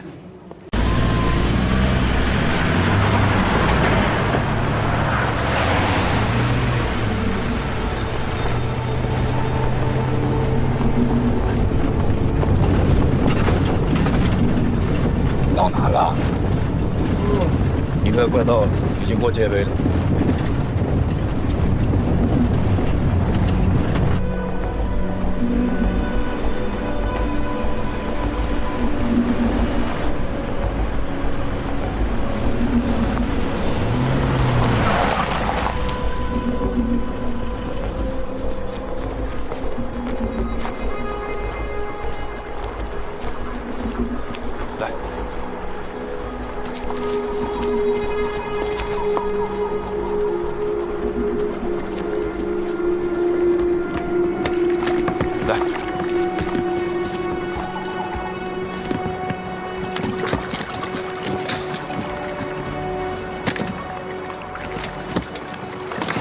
二哥，来。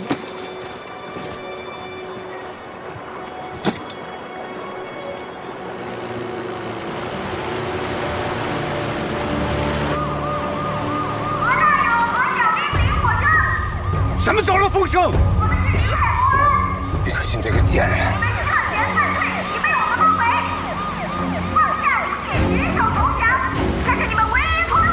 给我打！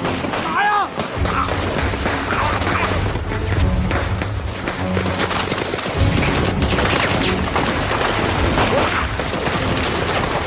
打呀！打呀！打呀！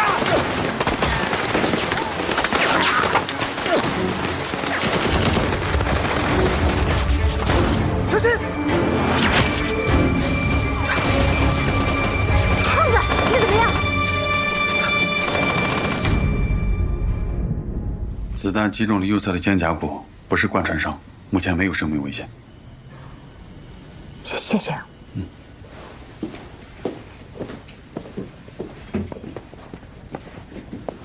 大夫走你就走啊？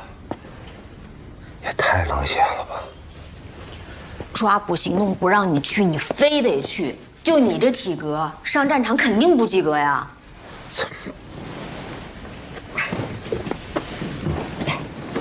慢点，慢点。啊，哎呀，不及格咋了？起码够厚吧？要换别人，子弹穿过去不就打着你了吗？你们这些坐办公室的一点实战经验都没有，都不知道轻重。疼不疼？麻药劲儿过了，有点疼了。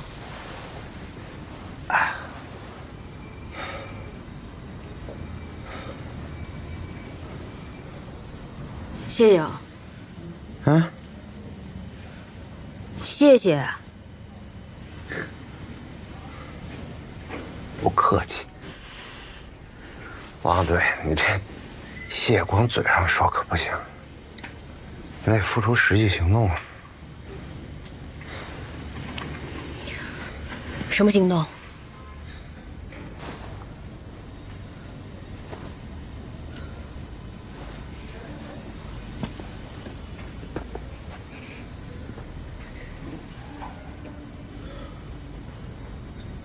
你可别得寸进尺啊！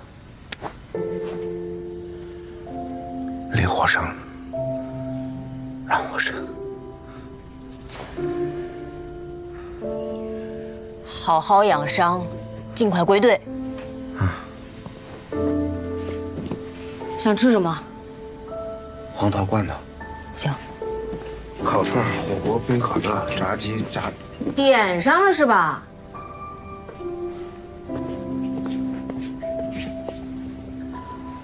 我让爹，你问我干嘛？反诈士们必修课，筑牢防线守好则。李海试点带你走进反诈最前线。近日，我市发生了一起特殊的诈骗案件，犯罪分子通过电话、微信等网络平台和受害人迅速拉近距离，建立恋爱关系，之后多次以投资、理财为名，共榨取受害人100余万元，造成严重后果。据此，我们采访了著名心理学家田教授。以恋爱方式进行的诈骗行为，首先它具有隐蔽性，受害人往往不会主动跟亲友提起，因而错失了被提醒的机会。其次呢，受害者通常会产生巨大的羞耻感和丧失感，这些情绪会严重损害受害者的身心健康，甚至生命。这种新型的诈骗形式近期频发，以恋爱为幌子，诱导受害人投资，骗取钱财。他们有组织有分工，并有专业的 PUA 话术培训，进行情感操控。他们这个培训呢，就是以教人谈恋爱为名，然后把搭讪、认识到发生关系整个过程变成一个可以快速复制的标准化流程。而且呢，他们还有这种奖惩制度，就是他们把 TD 的数量，就是 TD 就是推导的意思，就是他们把这个推导的数量作为他们的战绩，甚至他们还鼓励学员把这个推导的过程拍成视频，还有这种色情的图片上传到网上，来证明他们的成绩。我是觉得在整个这个过程当中，是有一些打破人的道德底线的，也是想提醒一下观众吧。如果说您觉得有类似的经历，可以去找相关机构去了解一下。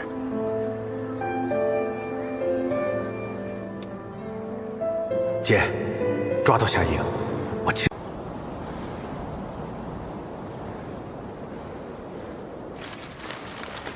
蕾蕾啊，你现在可以安心了。严玲把害你的骗子给找到了，他们再也不可能去害别人家的姑娘了。可是我的宝贝姑娘，她再也回不来了。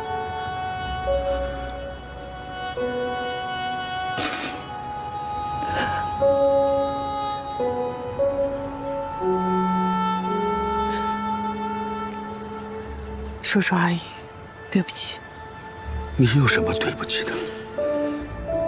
要不是因为你，蕾蕾怎么可能沉冤昭雪啊？在我最脆弱的时候，是你们和蕾蕾救了我。但在蕾蕾最需要帮助的时候，我却没能保护好她。你可千万不要这么说。蕾蕾她没有怪你，她要是在天有灵的话，知道这个结果，她会感到安心的。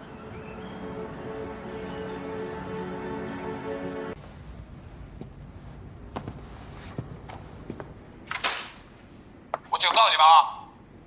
我是一个帕昂人，我要求你们立刻通知帕昂领事馆。领事馆的人不来，我一个字儿都不会说。中华人民共和国刑法第6条规定，外籍人士凡在中国境内实施犯罪活动，除法律特别规定外，均适用本法。你是觉得你够特别啊？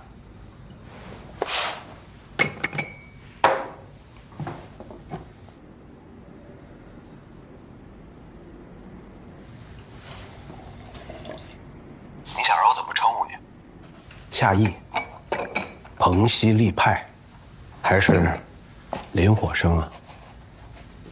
林火生是中国户籍登记上的名字，彭熙立派是整容后在帕昂的名字，夏意是对外诈骗的化名，对吧？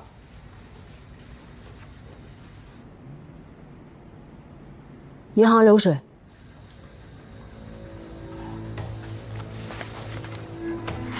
我们调取了简蕾蕾的银行流水，记录显示，他从客户账户里边转出的第一笔50万，是用现金在柜台提取的。1天以后，你林火生的银行账户里就多了50万现金存入。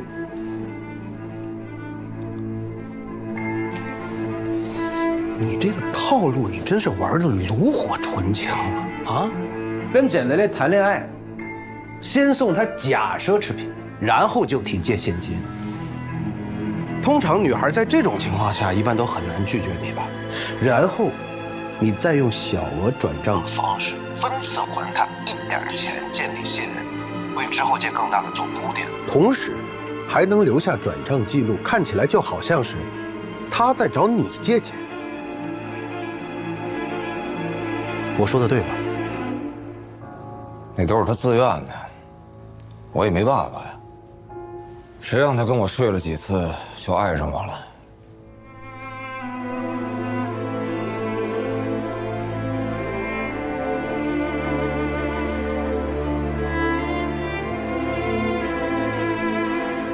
喜欢吗？喜欢。哎。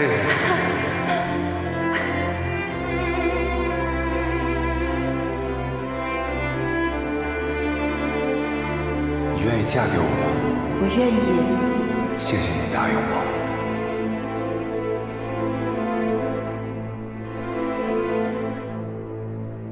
我是万万没想到，都快要结婚了，你居然能这么的不信任。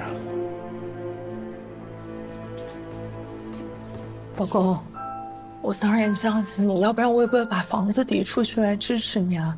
但是你那个投资真的一直在亏损，你要是需要项目，我银行还有几个客户。你别跟我提你那些客户啊！你搔首弄姿，你赔笑赔出来的客户，那叫客户吗？你怎么会这么想？是你他妈逼着我这么想的。我告诉你啊，钱蕾蕾，你不要以为你在银行工作就可以对我的投资指手画脚。老子经过手的钱，你他妈这辈子你都没见过。不会，我真的不是这个意思，我真的不是这么想的。那你什么意思？你不就是瞧不起我吗？没有。我这么努力，我为了什么？我就是为了想向我父母证明，没有他们我也可以挣到钱，没有他们我也可以娶到我心爱的女人。只有这样，我才不用去见他们相中的那些跟我门当户对的富家千金，你知道吗？是的。可是我没想到，你居然跟他们一样不相信。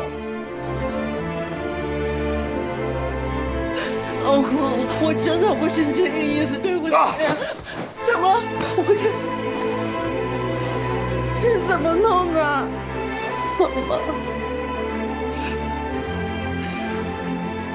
你觉得，如果不是我走投无路了，我会朝你借钱吗？你再把你借回去吧。都说婚姻是一场赌博呀，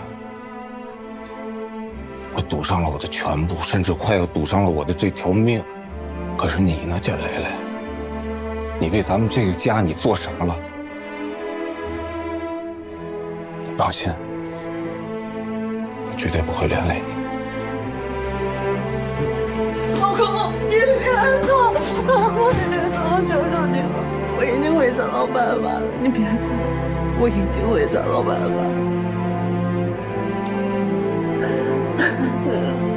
不知道我有多爱你。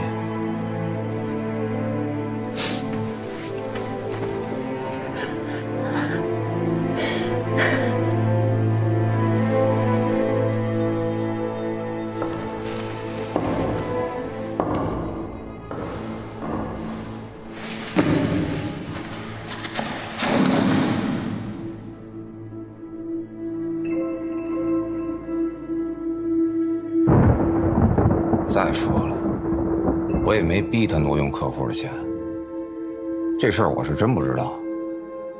他一个银行中层了，那么大岁数，按理说应该挺有钱的，谁他妈知道就那么点存款？所以你为了从简蕾蕾身上榨更多的钱，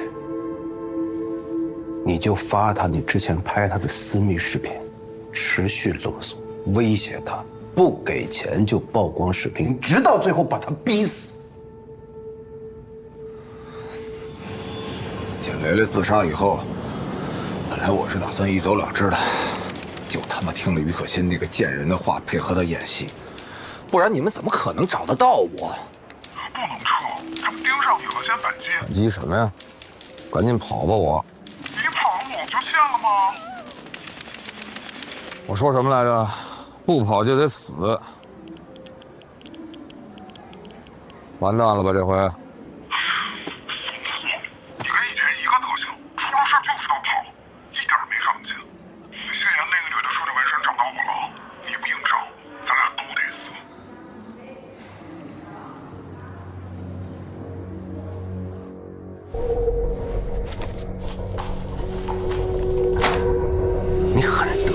发明的这套混蛋的 PUA 理论吗？整个电信诈骗集团都是在你这份理论上建立起来的。我告诉你，本案涉案金额巨大，影响恶劣，手段残忍，作为主犯，你够呛吗？不是，我不是主犯，我不是主犯，我就是把这个别人的东西我交给了贝爷。这是谁啊？向老实交代。欧阳坤已经交代了，所有 PUA 资料都是你提供的，每一个字、每个标点符号都是你林火生提供的。不是我，不是我，我就是在一个叫游乐园的网站上看到一个叫先生的人分享的。什么？先生？绷住，别看我，继续问，查一下。继续。他那个头像是一个希腊的什么妖怪啊？对，就叫美杜莎。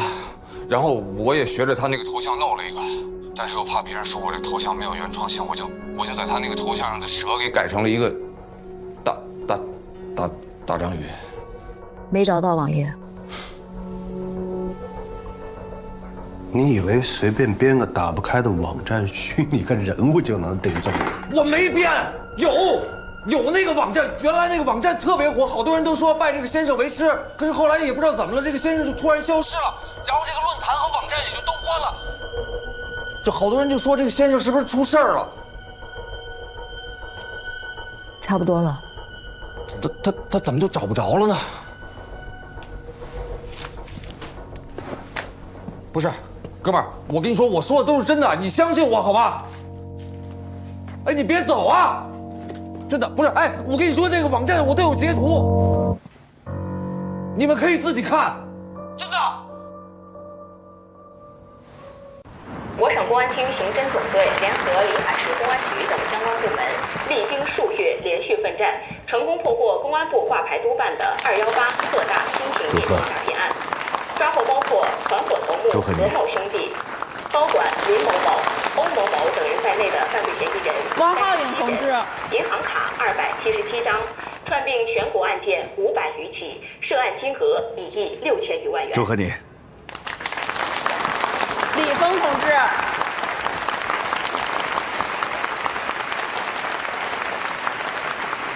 我其实巨紧张，我个腿一直打哆嗦。我看到了。那我回去之后还能再回来找你们？啊？不是，我是觉得夏意说那个先生不太像是编的，你觉得呢？啊，他的那个网站截图我看了，林火生诡计多端，肯定是伪造的截图，等东窗事发的时候为自己开罪。你还真别说我瞧不起他，哎，就凭他那初中还没毕业的文凭，他能编出那什么Hexagram 6边形。对 ，Hex， 你看连我都不会念，他要能编出这玩意儿，我把另外一只胳膊我也卸下来给他。就算他说的是真的，我们也拿他一点办法都没有。他发布的那些内容惊世骇俗夺人眼球，但不算淫秽内容，顶多算那个先生品格不够高尚，法律都管不了他。况且那个论坛早就关了。也是，但他那个白鼠实验日记里边写的自杀那些女孩呢？啊，那个我也看过，内容查无对证。就算那个先生是真的，就算我们找到他了，他完全可以说这就是我自己写的小说，你拿他一点办法都没有。哎呦，李警官，胡总，师傅，今天我给独臂大侠当司机，哟，我都有这待遇了。那我走了。可以。什么可以？你以后有什么事儿，随时可以来找我。好。二等功，师傅，继续努力。好，这种符合入党条件了。快上车吧你。